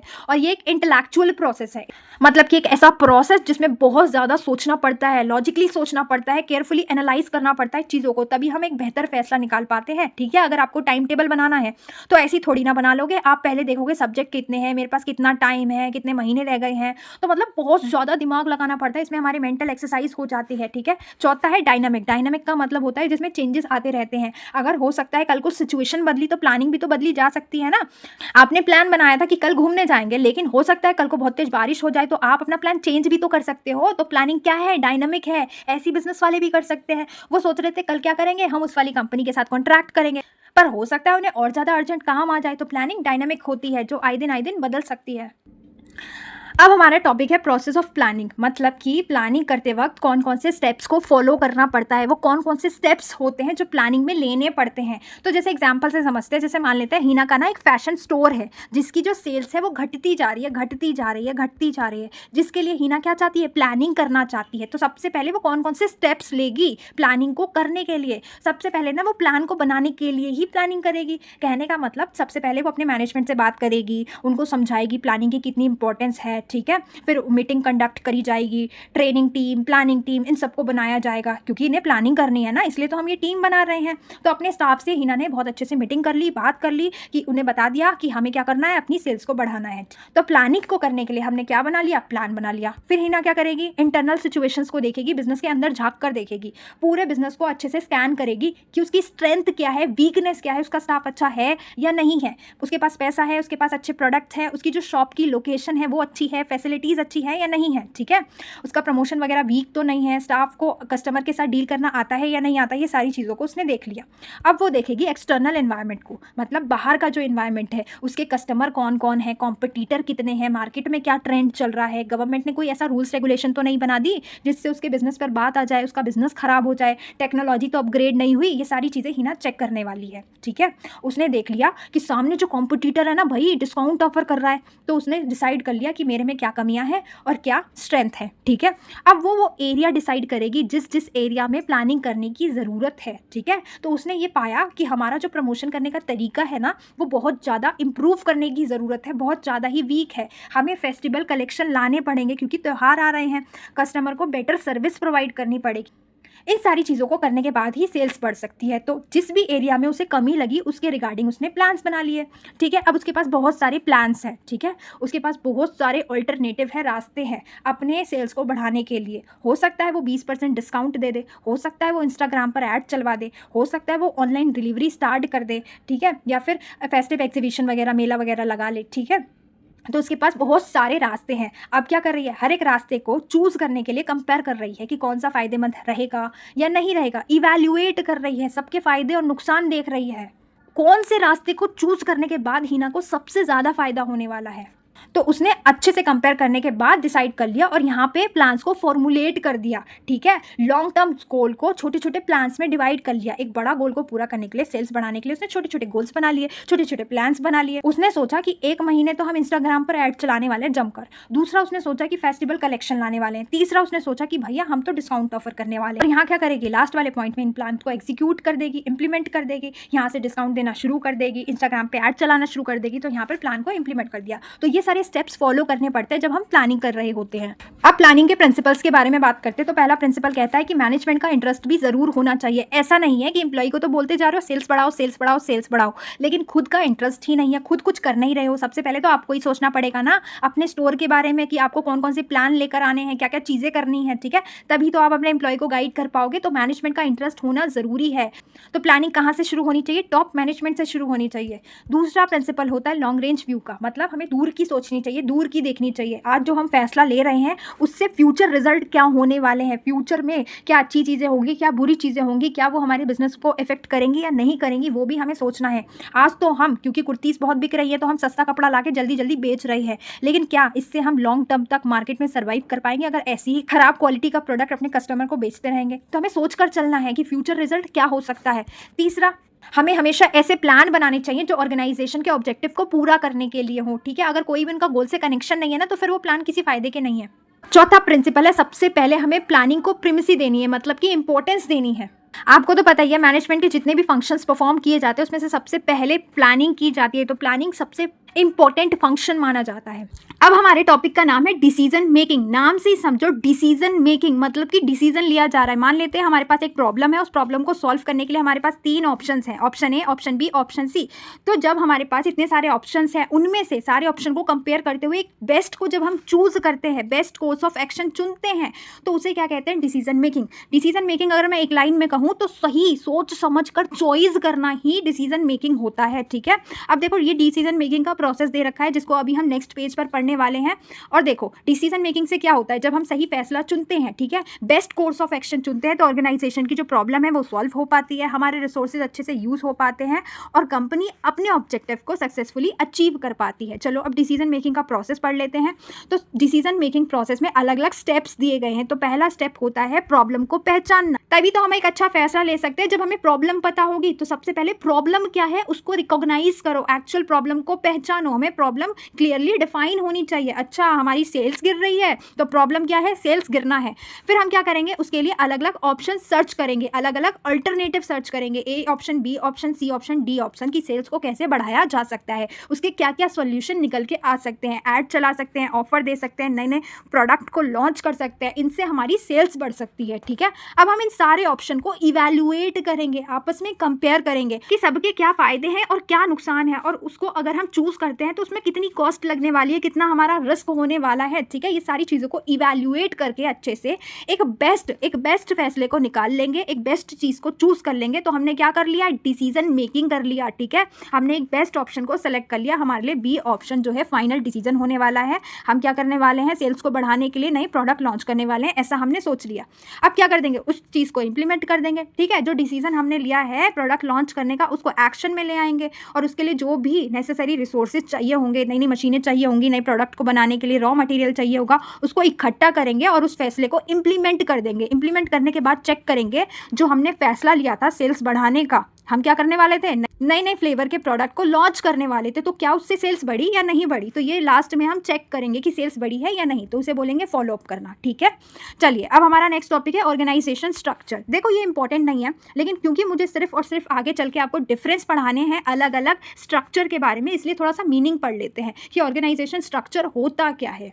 देखो नाम से ही समझ नहीं आ रहा, नाम से ही क्लियर हो रहा है ऑर्गेनाइजेशन का स्ट्रक्चर, मतलब हम किसके बारे में बात कर रहे हैं, ऑर्गेनाइजेशन के स्ट्रक्चर के बारे में बात कर रहे हैं कि वहां पर कौन किसके ऑर्डर को फॉलो करता है, कितने डिपार्टमेंट है, किसकी क्या पोजीशन है, स्ट्रक्चर क्या है पूरी ऑर्गेनाइजेशन का, ठीक है। और एम्प्लॉय के बीच में और मैनेजमेंट के बीच में रिश्ते कैसे हैं, कौन किसको रिपोर्ट करता है, कौन किसके ऑर्डर को फॉलो करता है, बस इसी पैटर्न ऑफ रिलेशनशिप को हम क्या बोलते हैं, ऑर्गेनाइजेशन का स्ट्रक्चर बोलते हैं कि कौन करने वाला है, किसके लिए करने वाला है। ये सारी बातें किस में आ गई, ऑर्गेनाइजेशन स्ट्रक्चर में आ गई।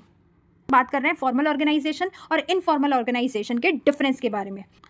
तो मैनेजमेंट ने जो स्ट्रक्चर बना रखा है अपनी ऑर्गेनाइजेशन में, कौन किसकी बात सुनेगा, किसके लिए काम करेगा, किसके ऑर्डर फॉलो करेगा, वो पूरा जो स्ट्रक्चर है ना ऑफिशियल तरीके से जो बनाया गया है उसको हमने क्या बोल दिया, फॉर्मल ऑर्गेनाइजेशन बोल दिया, जहाँ पर सब कुछ फिक्स्ड है, किसकी क्या जॉब है, किसकी क्या ड्यूटी है, किसके पास कितनी अथॉरिटी है और कौन कौन से रूल को किस किस को फॉलो करना है, ठीक है। तो यहाँ पर ऑफिशियली मैनेजमेंट ने जो ऑर्गेनाइजेशन जानबूझ कर बना रखी है उसे हमने बोल दिया फॉर्मल।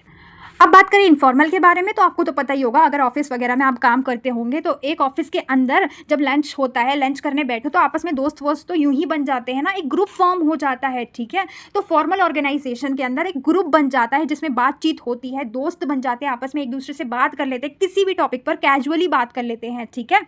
तो उसको क्या बोलते हैं, इनफॉर्मल ऑर्गेनाइजेशन बोलते हैं। तो हमें बहुत अच्छे से समझ में आ गया, ये एक ऐसा नेचुरल ऑर्गेनाइजेशन का फॉर्म है जहाँ पर एक ग्रुप बना लिया गया है, एम्प्लॉय ने खुद बनाया है, अपनी बातचीत वो करता है दोस्ती के लिए, ठीक है, उसको हमने बोल दिया इनफॉर्मल।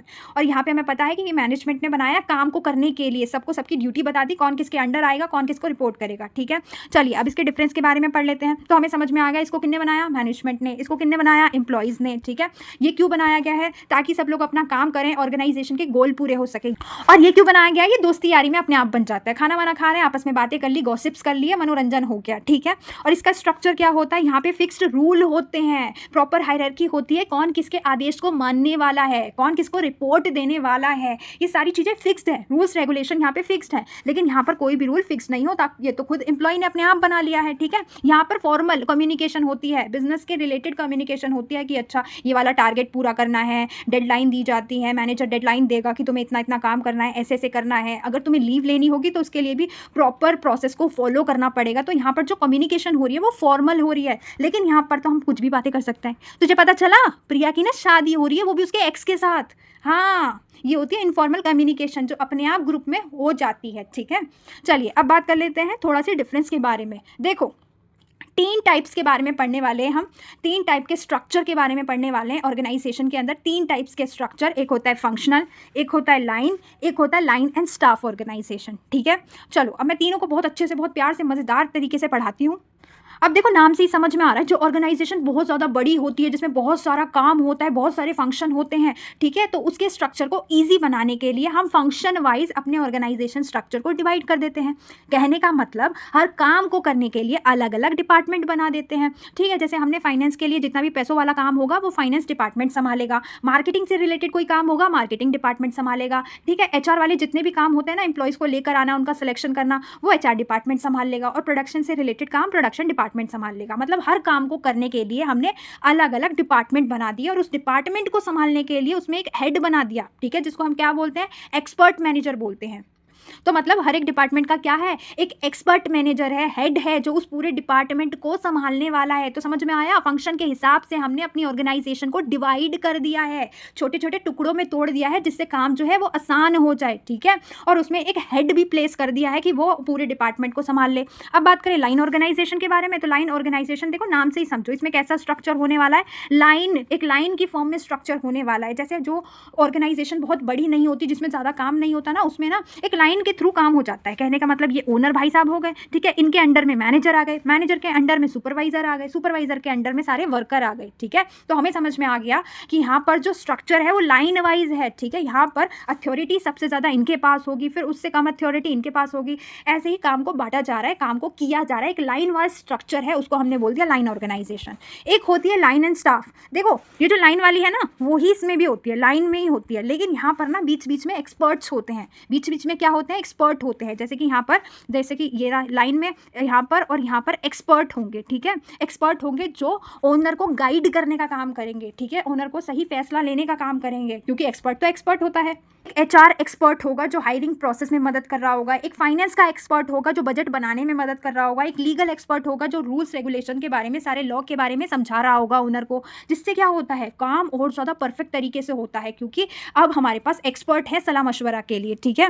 अभी तक तो हमने मीनिंग पढ़ ली, चलिए अब पढ़ लेते हैं डिफरेंस के बारे में। तो सबसे पहला पॉइंट है अथॉरिटी, मतलब बात कर रहे हैं हम पावर के बारे में। तो यहाँ पर ना हर डिपार्टमेंट के हेड को अपने डिपार्टमेंट के लिए पावर दी गई है, तो मतलब स्पेशलिस्ट फंक्शन के हिसाब से उनको अथॉरिटी दी गई है। और यहाँ पर अथॉरिटी कैसे होती है? लाइन में होती है, सबसे ज़्यादा अथॉरिटी इनके पास होगी, उससे कम इनके पास, उससे कम इनके पास। और यहाँ पर भी वैसा ही होता है, ठीक है, अथॉरिटी सबसे ज़्यादा ऊपर वाले के पास होती है, ठीक है। लेकिन यहाँ पर जो बीच बीच में एक्सपर्ट है ना, उनका अपना काम है एडवाइस करने का, उनको गिना ही नहीं जा रहा, उनका काम है बस एडवाइस देना, ठीक है। दूसरा होता है कमांड। कमांड का मतलब कि किसके ऑर्डर को कौन फॉलो करने वाला है। तो यहाँ पर जो डिपार्टमेंट का हेड होगा ना, वो अपने डिपार्टमेंट के सभी मेंबर को ऑर्डर देगा और वो लोग इसकी बात को माननी पड़ेगी। और यहाँ पर जो हमें ऑर्डर मिलता है ना, अपने ऊपर वाले से मिलता है, वर्कर को सुपीरियर से मिलेगा, सुपीरियर को मैनेजर से मिलेगा और मैनेजर को ओनर से मिलेगा। और यहाँ पर भी सेम चीज़ चलती है। अब बात करें थर्ड पॉइंट के बारे में, तो ना यहाँ पर ना स्पेशलाइजेशन का मतलब होता है बहुत ज़्यादा हम हमारे काम में एक्सपर्ट हैं, स्पेशलाइज हैं, ठीक है। तो यहाँ पर ना क्योंकि हमें पता है कि हर एक डिपार्टमेंट के लिए अलग अलग हेड है, तो यहाँ पर स्पेशलाइज जो एक्सपर्टीज़ होती है वो बहुत ज़्यादा होती है। हर एक डिपार्टमेंट का हेड एक्सपर्ट होता है, तभी तो हम उसको क्या बोल रहे हैं? एक्सपर्ट मैनेजर बोल रहे हैं, ठीक है। यहाँ पर स्पेशलाइजेशन थोड़ी कम होती है, क्योंकि मैनेजर को, जो एक मैनेजर होता है बेचारा, उसको बहुत सारे काम होते हैं, तो वो इतना काम को संभाल नहीं पाता, अपनी फील्ड में एक्सपर्ट नहीं होता, उसे बहुत सारे काम देखने होते हैं। और यहाँ पर बहुत ज़्यादा ही सबसे ज़्यादा ही स्पेशलाइजेशन होता है, क्योंकि यहाँ पर तो भाई काम को परफेक्ट बनाने के लिए हमारे स्टाफ बैठा है ना, एक्सपर्ट बैठे हैं ना, जिनको सिर्फ और सिर्फ एडवाइस देने के लिए ही हायर किया गया है। यहाँ पर डिसीजन कौन लेगा? हर डिपार्टमेंट का हेड लेगा, ठीक है। अपने अपने डिपार्टमेंट के हेड जो होते हैं अपने अपने डिसीजन ले लेते हैं। यहाँ पे लाइन मैनेजर जो सबसे टॉप पर होता है वो डिसीजन लेता है, और यहाँ पर डिसीजन लेने का काम मैनेजर का ही होता है, टॉप वालों का ही होता है, लेकिन वो थोड़ी सी एडवाइस ले लेते हैं, सलाह मशवरा ले लेते हैं, क्योंकि एक्सपर्ट को रखा ही इसलिए गया है कि वो बेहतर फैसले ले सके, ठीक है। और लास्ट है सुटेबिलिटी। तो ये वाला जो स्ट्रक्चर है वो बड़े बड़े बिजनेस के लिए सही है, ये स्मॉल बिजनेस के लिए सही है, और ये उन लोगों के लिए सही है जहाँ पर एक्सपर्ट की गाइडेंस की जरूरत होती है, बिजनेस लॉस में जा रहे हैं और एडवाइस की बहुत ज़्यादा ज़रूरत है, ठीक है। अब हमारे टॉपिक का नाम है कम्युनिकेशन। जब दो लोग आपस में बातें करते हैं ना, अपने आइडियाज़ को, अपनी इन्फॉर्मेशन को, अपने थॉट्स को, अपनी फीलिंग को आपस में शेयर करते हैं और दोनों ही एक दूसरे की बात को समझ पाते हैं, दोनों के पास कॉमन अंडरस्टैंडिंग होती है, तो इस प्रोसेस को हम क्या बोलते हैं? कम्युनिकेशन बोलते हैं। इसमें क्या हो रहा है? इन्फॉर्मेशन को एक्सचेंज किया जा रहा है, जो बात इस वाले के पास है वो इस वाले तक पहुंच रही है, ठीक है। और यहाँ पर कम्युनिकेशन प्रोसेस का मतलब ही यही है कि रिसीवर ने बात को समझ लिया है, करेक्ट वे में समझ लिया है, ठीक है। तभी हम कहते हैं कि कम्युनिकेशन जो प्रोसेस है वो पूरा हो गया है। अब बात करें इसके फीचर के बारे में, तो ये 2 वे प्रोसेस है। कहने का मतलब इसमें 2 लोग होते हैं, एक सेंडर मैसेज देने वाला, एक होता है रिसीवर मैसेज को सुनने वाला, ठीक है। इसमें क्या किया जाता है? इन्फॉर्मेशन को एक्सचेंज किया जाता है, आपस में बात को रखी जाती है, अपने आइडियाज़ को, अपने फैक्ट्स, अपनी फीलिंग को शेयर किया जाता है, और सामने वाला सुनने के बाद दोनों के पास कॉमन अंडरस्टैंडिंग होती है, वो बात को समझ पाता है कि सेंडर कहना क्या चाहता है। और ये कॉन्टिन्यूस प्रोसेस है, बिजनेस के अंदर ये चीज़ें होती रहती है। अब मुझे एक बात बताओ, जब ये कॉन्टिन्यूस प्रोसेस नहीं होगा, क्या 1 महीने बिजनेस बात करना बंद कर सकता है? ठीक है, उसे तो काम करने ही पड़ेंगे, अपनी सेल्स वगैरह करनी पड़ेगी, अपना बिजनेस चलाना पड़ेगा, तो हर महीने, हर दिन, हर घंटे, हर मिनट कम्युनिकेशन प्रोसेस चलता ही रहता है, ठीक है। अब बात करते हैं इसके प्रोसेस के बारे में। तो अभी मैंने बताया कम्युनिकेशन प्रोसेस में 2 लोग होते हैं, एक सेंडर जो मैसेज दे रहा है और एक रिसीवर जो मैसेज को रिसीव कर रहा है। तो यहाँ पे सेंडर कौन हो गया? सेंडर वो पर्सन हो गया जो मैसेज दे रहा है, ठीक है। और मैसेज क्या हो गया? मैसेज वो बात हो गई जो रिसीवर तक पहुंचाई जा रही है, वो इन्फॉर्मेशन हो गई, वो आइडिया हो गई, वो थॉट हो गई, वो फीलिंग हो गई जो कि कम्युनिकेट की जा रही है। अब थोड़ा-सा एग्ज़ाम्पल भी ले लेते हैं, जैसे मान लेते हैं ये मैनेजर था, ठीक है? मैनेजर के दिमाग में एक बात आई थी कि ना उसे अपने सेल्स स्टाफ को बताना है कि न्यू समर कलेक्शन आ गई है जिस पर उनको 20% डिस्काउंट लगाकर बेचना है, ठीक है? तो मैनेजर ने ये मैसेज सोचा था, तो इसको इनकोड किया जाएगा। इनकोड करने का मतलब जो मैनेजर के दिमाग में बात आई है उनको शब्दों में पिरोया जाएगा, सिंबल की फॉर्म में, साइन की फॉर्म में, लैंग्वेज में बदला जाएगा, तभी तो ये बोलेगा। जब वो अपने शब्दों को पिरो लेगा, सेंटेंस को फ्रेम कर लेगा, तभी तो अपने सेल्स स्टाफ को बताएगा। तो इसे क्या बोलते हैं? इनकोडिंग करना कहते हैं, जब हम वही थॉट को, वही फीलिंग को शब्दों में पिरो रहे होते हैं, ठीक है? तो इसने सोच लिया चलो भैया मैसेज दे देते हैं। इनने सोचा कि अभी तो सेल्स स्टाफ अपना काम कर रहा है, बाहर गया हुआ है, एक काम करता हूँ मैसेज कर देता हूँ, ठीक है? तो इनने फ़ोन का सहारा लिया। तो मीडिया चैनल वो रास्ता हो गया जिसके थ्रू बात को बताया जा रहा है, जिसके थ्रू मैसेज को भेजा जा रहा है। अब वो फेस टू फेस हो सकता है, ठीक है? मैनेजर सेल्स स्टाफ को फेस टू फेस बोल सकता है, व्हाट्सएप पर मैसेज भेज सकता है, नोटिस भेज सकता है, कुछ भी कर सकता है। तो वो चैनल क्या हो गया? मीडिया हो गया। अब देखो, चलो मान लेते हैं सेल्स स्टाफ को मैसेज मिल गया, उनके व्हाट्सएप पर मैसेज आ रखा था। अब उन्हें पढ़ना तो पड़ेगा, समझना तो पड़ेगा। तो यहाँ पर जो रिसीवर भाई साहब है, मतलब कि जो सेल्स स्टाफ है, वो मैसेज को डिकोड करेगा। डिकोड करने का मतलब होता है रिसीवर के मैसेज को समझेगा, ठीक है? कि 20% डिस्काउंट देना है, ठीक है? तो यहाँ पे रिसीवर कौन? वो पर्सन हो गया जिसको मैसेज व्हाट्सएप पे मिल गया, इसने समझ लिया, डिकोडिंग कर ली, अब इसको समझ में आ गई सारी बातें। अब क्या कर देगा? ये फीडबैक दे देगा, ठीक है? ये मैनेजर को मैसेज करके बोल देगा, ओके जी ओके, मैं 20% सेल्स डिस्काउंट दूंगा, मुझे सारी बातें समझ में आ गई, ठीक है? तो इसे बोलते हैं कम्युनिकेशन का प्रोसेस। अब बात करते हैं बैरियर्स के बारे में। बैरियर्स क्या होते हैं? बैरियर्स का मतलब होता है रुकावटें, परेशानी, वो प्रॉब्लम, वो ऑब्स्टिकल जो आ रहे हैं हमारे कम्युनिकेशन के बीच में, ठीक है? जिसकी वजह से जो हमारा कम्युनिकेशन है वो प्रॉपर तरीके से नहीं हो पा रहा है, हम चीज़ों को शेयर नहीं कर पा रहे हैं। तो वो कौन कौन से बैरियर्स हैं, वो कौन कौन सी रुकावटें हैं जो हमारे कम्युनिकेशन प्रोसेस को खराब कर रही है, वो पढ़ते हैं, ठीक है? तो सबसे पहली रुकावट है सेमेंटिक बैरियर। सेमेंटिक बैरियर का मतलब होता है जो लैंग्वेज से रिलेटेड होते हैं, जिसके अंदर हो सकता है हमने गलत वर्ड चूज़ कर लिए हो, ठीक है? हम बोलना कुछ और चाह रहे हो लेकिन बोल कुछ और दिया हो, या फिर हो सकता है हमारे जो सिंबल्स रहे हो वो गलत रहे हो, या फिर हो सकता है मैसेज को प्रॉपर्ली एक्सप्रेस ही ना कर पाए हो, ठीक है? या फिर कोई लैंग्वेज डिफरेंस भी आ सकता है, कोई हिंदी समझता है, कोई इंग्लिश नहीं समझता, तो हो सकता है उसके लिए वो डिफरेंट लैंग्वेज हो। इसकी वजह से कम्युनिकेशन प्रोसेस जो होता है वो अधूरा रह जाता है, पूरा नहीं हो पाता, रिसीवर को बात समझ में नहीं आती। और कम्युनिकेशन का मतलब ही यही है कि रिसीवर को सारी बातें समझ में आ गई, अगर वो समझ में नहीं आई तो कम्युनिकेशन पूरा नहीं हुआ, उसमें कोई रुकावट आ गई, ठीक है? दूसरा होता है फिजिकल बैरियर। फिजिकल बैरियर का मतलब हमारे आसपास जो इन्वायरमेंट है उसकी वजह से जो प्रॉब्लम्स आ रही हैं, जो परेशानियां आ रही हैं और कम्युनिकेशन प्रोसेस रुक रहा है, डिस्टर्ब हो रहा है। और वो क्या क्या हो सकता है? किसी ने बाहर डीजे चला दिया, या फिर ऐसा हो सकता है फैक्ट्री में बहुत सारी मशीनें चल रही है जिसकी वजह से मैनेजर ने जो मैसेज भिजवाया है वो वर्कर तक पहुंच ही नहीं पा रहा, ठीक है? या फिर नेटवर्क डिस्टर्ब हो सकता है, फ़ोन पे बात कट जाती है ना, रुक जाती है ना, कम्युनिकेशन अधूरा रह गया। या फिर हो सकता है बहुत तेज बारिश हो, बहुत ज़्यादा बिजली कड़क रही हो जिसकी वजह से कम्युनिकेशन में दिक्कत आ रही हो, या फिर एक साथ इतनी सारी इन्फॉर्मेशन बता दी कि हम तो समझ ही नहीं पा रहे कि क्या बोला था उसने। या फिर हो सकता है जो कम्युनिकेशन हुआ हो वो गलत टाइम पर हुआ हो। अभी अगर बात करते हैं, जैसे फ़ोन पर बात करते हैं तो पसीने वगैरह आ जाते हैं क्योंकि गर्मी बहुत ज़्यादा पड़ रही है, तो जब फ़ोन कान पे से हटाया हो पसीना साफ करने के लिए, उसी समय बात को बोल दी गई हो, तो हो सकता है बात सुनाई ना दी हो, तो पुअर टाइमिंग भी हो सकती है।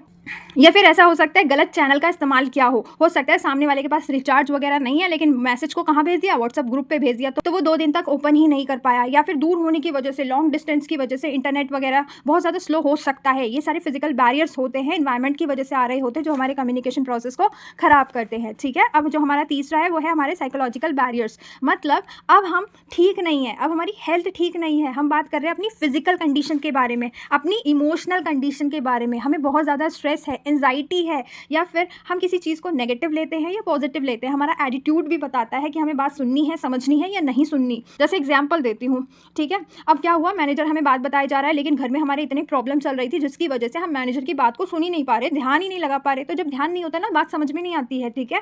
यहाँ पे एटीट्यूड ऐसा हो सकता है, हमारा नेगेटिव एटीट्यूड हो सकता है कि नहीं, हमें तो किसी की इंस्ट्रक्शन सुननी ही नहीं है, ठीक है? तो हम मैनेजर की बात ही नहीं सुन रहे, हमने डिसाइड कर लिया हम अपनी तरीके से ही काम करेंगे। या हो सकता है जो हमारा एम्प्लॉय है वो नया नया आया हो, उसको प्रोडक्ट के बारे में उतनी नॉलेज ना हो, तो वो क्लियरली एक्सप्लेन ही नहीं कर पा रहा, जिसकी वजह से रिसीवर के साथ उसका कम्युनिकेशन खराब हो रहा है। या फिर हो सकता है कि अगर वो डिसेबल है, अगर वो थोड़ा सा सुनने में प्रॉब्लम है तो वो किसी की बात को नहीं सुन पाए। ये सारी वजह होती है कम्युनिकेशन खराब होने की, ठीक है? अब हमारा नेक्स्ट टॉपिक है कि हम अपने कम्युनिकेशन को कैसे इफेक्टिव बना सकते हैं, ठीक है? ऐसी कौन कौन सी चीज़ें ऐड करनी होगी जिससे हमारा जो कम्युनिकेशन है वो बहुत बढ़िया होगा। तो सबसे पहला हो गया हमारा जो फ्लो ऑफ कम्युनिकेशन है वो उसे हमें कंट्रोल करना आना चाहिए, मतलब एक साथ हमें ज़्यादा इन्फॉर्मेशन नहीं देनी, मैसेज को हमेशा शॉर्ट और क्लियर रखना है, ठीक है। सबसे पहले हमें डिसाइड करना है कि कौन सी बात सबसे इंपॉर्टेंट है, तो वो बात को हम क्या करें, प्रायोरिटी दें, सबसे पहले बताएं, ठीक है। कल मीटिंग है, ये वाली बात बताना बहुत ज़रूरी है, तो ये जो फ्लो ऑफ कम्युनिकेशन है उसको रेगुलेट करके चलें और ये वाली बात को सबसे पहले बताएं, ठीक है। दूसरा, फीडबैक भी हमारी कम्युनिकेशन को इफेक्टिव बनाता है, ठीक है। अगर आपको बात समझ में आ गई है, मैं रिसीवर हूँ, मुझे बात बहुत अच्छे से समझ में आ गई है, तो मेरा फर्ज बनता है कि मैं आपको फीडबैक दूं, ठीक है। मैं बताऊं कि हाँ मेरे को बात समझ में आ गई है, या फिर जो सेंडर है वो ही फीडबैक ले सकता है, वो पूछ सकता है कि आपको समझ में आया या नहीं आया जो मैंने बोला। फीडबैक भी हमारी कम्युनिकेशन को बेटर बनाता है, ठीक है। हमारी जो लैंग्वेज है मैसेज की वो बहुत ही सिंपल और क्लियर होनी चाहिए। अगर मैसेज की लैंग्वेज सिंपल और क्लियर है तो रिसीवर को बहुत अच्छे से समझ में आएगी, तो बहुत ज़्यादा बढ़िया कम्युनिकेशन हो पाएगा। प्लस हमें ये भी देखना है कि रिसीवर की अंडरस्टैंडिंग लेवल क्या है, उसके हिसाब से ही बातें करनी है, ठीक है। अब छोटा सा बच्चा है, बहुत छोटा बच्चा है, उसको हम ऑर्गेनाइजेशन के बारे में पूछ रहे हैं, बताना ज़रा ऑर्गेनाइजेशन स्ट्रक्चर किसे कहते हैं, ठीक है। 2 साल के बच्चा थोड़ी ना बता पाएगा, ठीक है। तो लेवल हमें देखना है, रिसीवर कितनी बातें समझ पाता है, उसके हिसाब से अपने कम्युनिकेशन करनी है। और ऐसा नहीं होना चाहिए कि सामने वाला सुन ही नहीं रहा, सामने वाले को अच्छे से केयरफुली लिसनिंग करनी चाहिए, ध्यान से सुनना भी ज़रूरी होता है, ठीक है। ये भी कम्युनिकेशन का पार्ट है। जब सामने वाला अपनी बातें बोल रहा है ना, तो उसे बिना इंटरप्ट करे सुनो, ठीक है। एक्टिव लिसनिंग बहुत ज़्यादा ज़रूरी है। और सामने वाले पे ना आपको ट्रस्ट होना चाहिए, फेथ होना चाहिए, मतलब जो सेंडर है और जो रिसीवर है उन दोनों के बीच में क्या हो, ट्रस्ट हो, फेथ हो, तभी इन दोनों के बीच में जो कम्युनिकेशन प्रोसेस हो पाएगा वो ओपनली हो पाएगा, ठीक है। अगर ये डरता होगा अपने बॉस से तो अपनी बातों को क्लियरली नहीं बता पाएगा, लेकिन अगर ये बिल्कुल फ्रैंक है, मैनेजर भी बहुत बढ़िया है, समझता है, ट्रस्ट है, फेथ है, तो ये अपनी बात को, अपने आइडियाज़ को बिना फियर के साथ शेयर कर पाएगा। तो ये कुछ ऐसी चीज़ें थी जो हमारे कम्युनिकेशन को बेटर बना रही थी।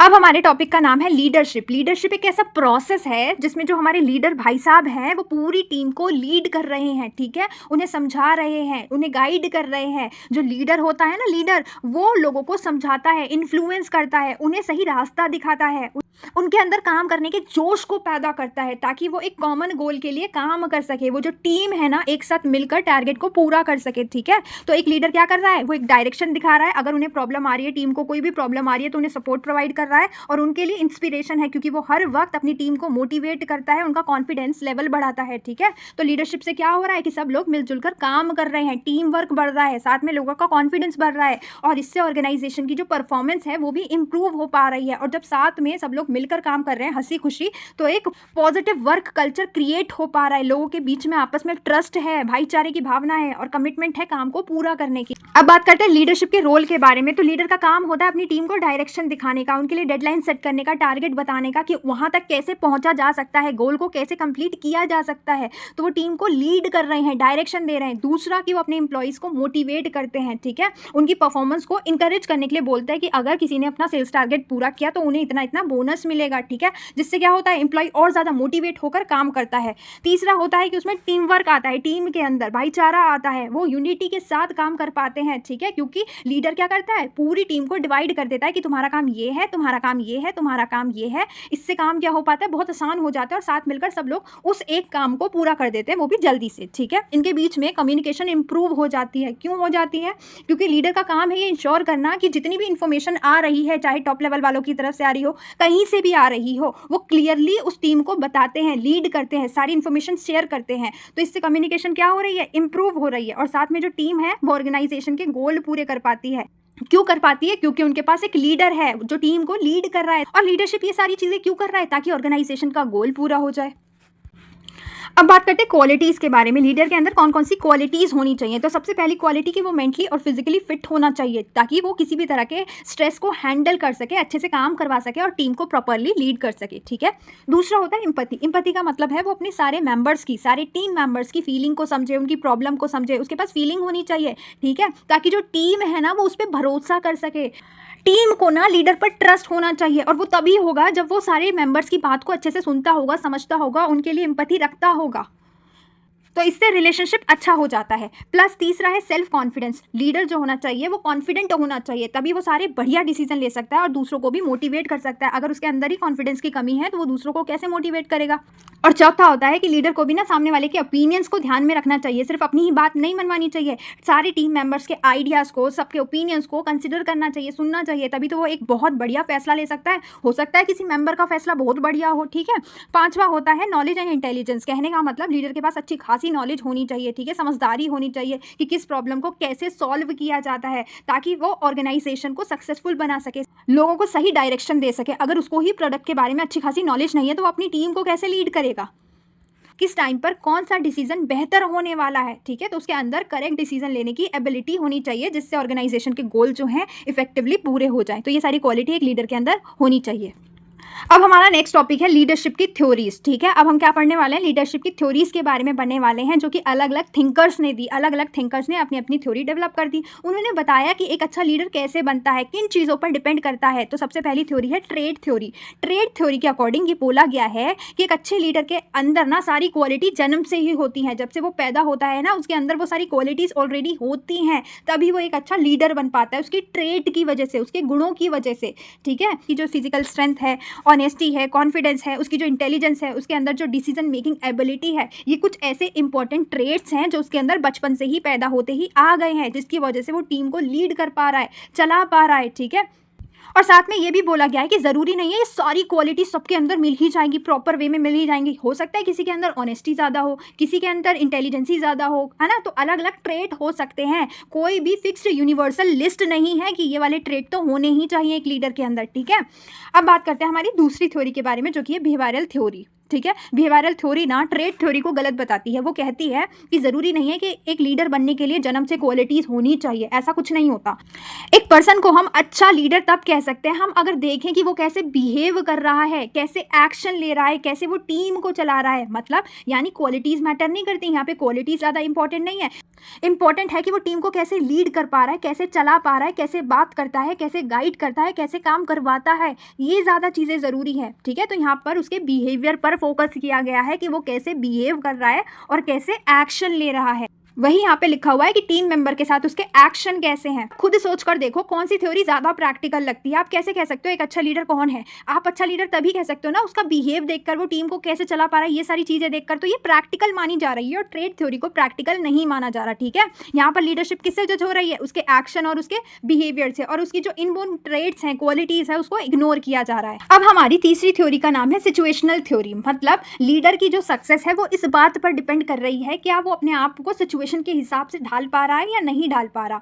अगर कभी कभी लीडर को स्ट्रिक्ट होना पड़ता है तो क्या वो हो जाता है, कभी कभी फ्रेंडली होना पड़ता है तो क्या वो हो जाता है, क्या वो टीम के साथ डिस्कशन करके सही फैसले ले पाता है या नहीं ले पाता। मतलब सिचुएशन के हिसाब से अपने आप को ढाल पाता है या नहीं पाता, उसके हिसाब से हम कहेंगे कि वो अच्छा लीडर है या नहीं है। अब देखो इस थ्योरी को देने वाले कौन थे, फिडलर थे, ठीक है। फिडलर ने इस थ्योरी में अपना एक और मॉडल दिया। उन्होंने 3 बातों पर गौर फरमाया। उन्होंने कहा लीडर की जो इफेक्टिवनेस है कि वो सिचुएशन के हिसाब से ढाल पा रहा है या नहीं ढाल पा रहा, वो 3 बातों पर निर्भर करती है, 3 चीज़ों पर डिपेंड करती है। सबसे पहला कि उसका रिलेशनशिप कैसे हैं अपनी टीम के साथ, ठीक है। अगर रिलेशनशिप बढ़िया होंगे तो वो सिचुएशन के हिसाब से खुद को ढाल पाएगा, ठीक है। दूसरा होता है टास्क स्ट्रक्चर कैसा है, वहाँ पर काम करने का जो तरीका है वो क्लियरली डिफाइंड है या नहीं है, ऑर्गेनाइज्ड है या नहीं है, एग्जैक्टली एम्प्लॉय को पता है ना कि उन्हें क्या काम करना है, किसको रिपोर्ट करनी है, कब तक कंप्लीट करना है। अगर टास्क स्ट्रक्चर बढ़िया है तो वो सिचुएशन के हिसाब से अपने आप को ढाल पाएगा। और तीसरी चीज पोजीशन पावर। इसमें ना ये बोला गया है कि लीडर के पास कितनी पावर है, क्या उसके पास इतनी पावर है कि अगर कोई वर्कर गलत कर रहा है तो उसे पनिश कर सकता है, क्या उसके पास इतनी पावर है कि कोई एम्प्लॉय अगर बहुत अच्छा कर रहा है तो उसे रिवॉर्ड दे सकता है। तो उसकी पोजीशन पावर क्या है, उससे भी उसकी इफेक्टिवनेस पता लगती है कि वो अपने आप को सिचुएशन के हिसाब से ढाल पाएगा या नहीं पाएगा।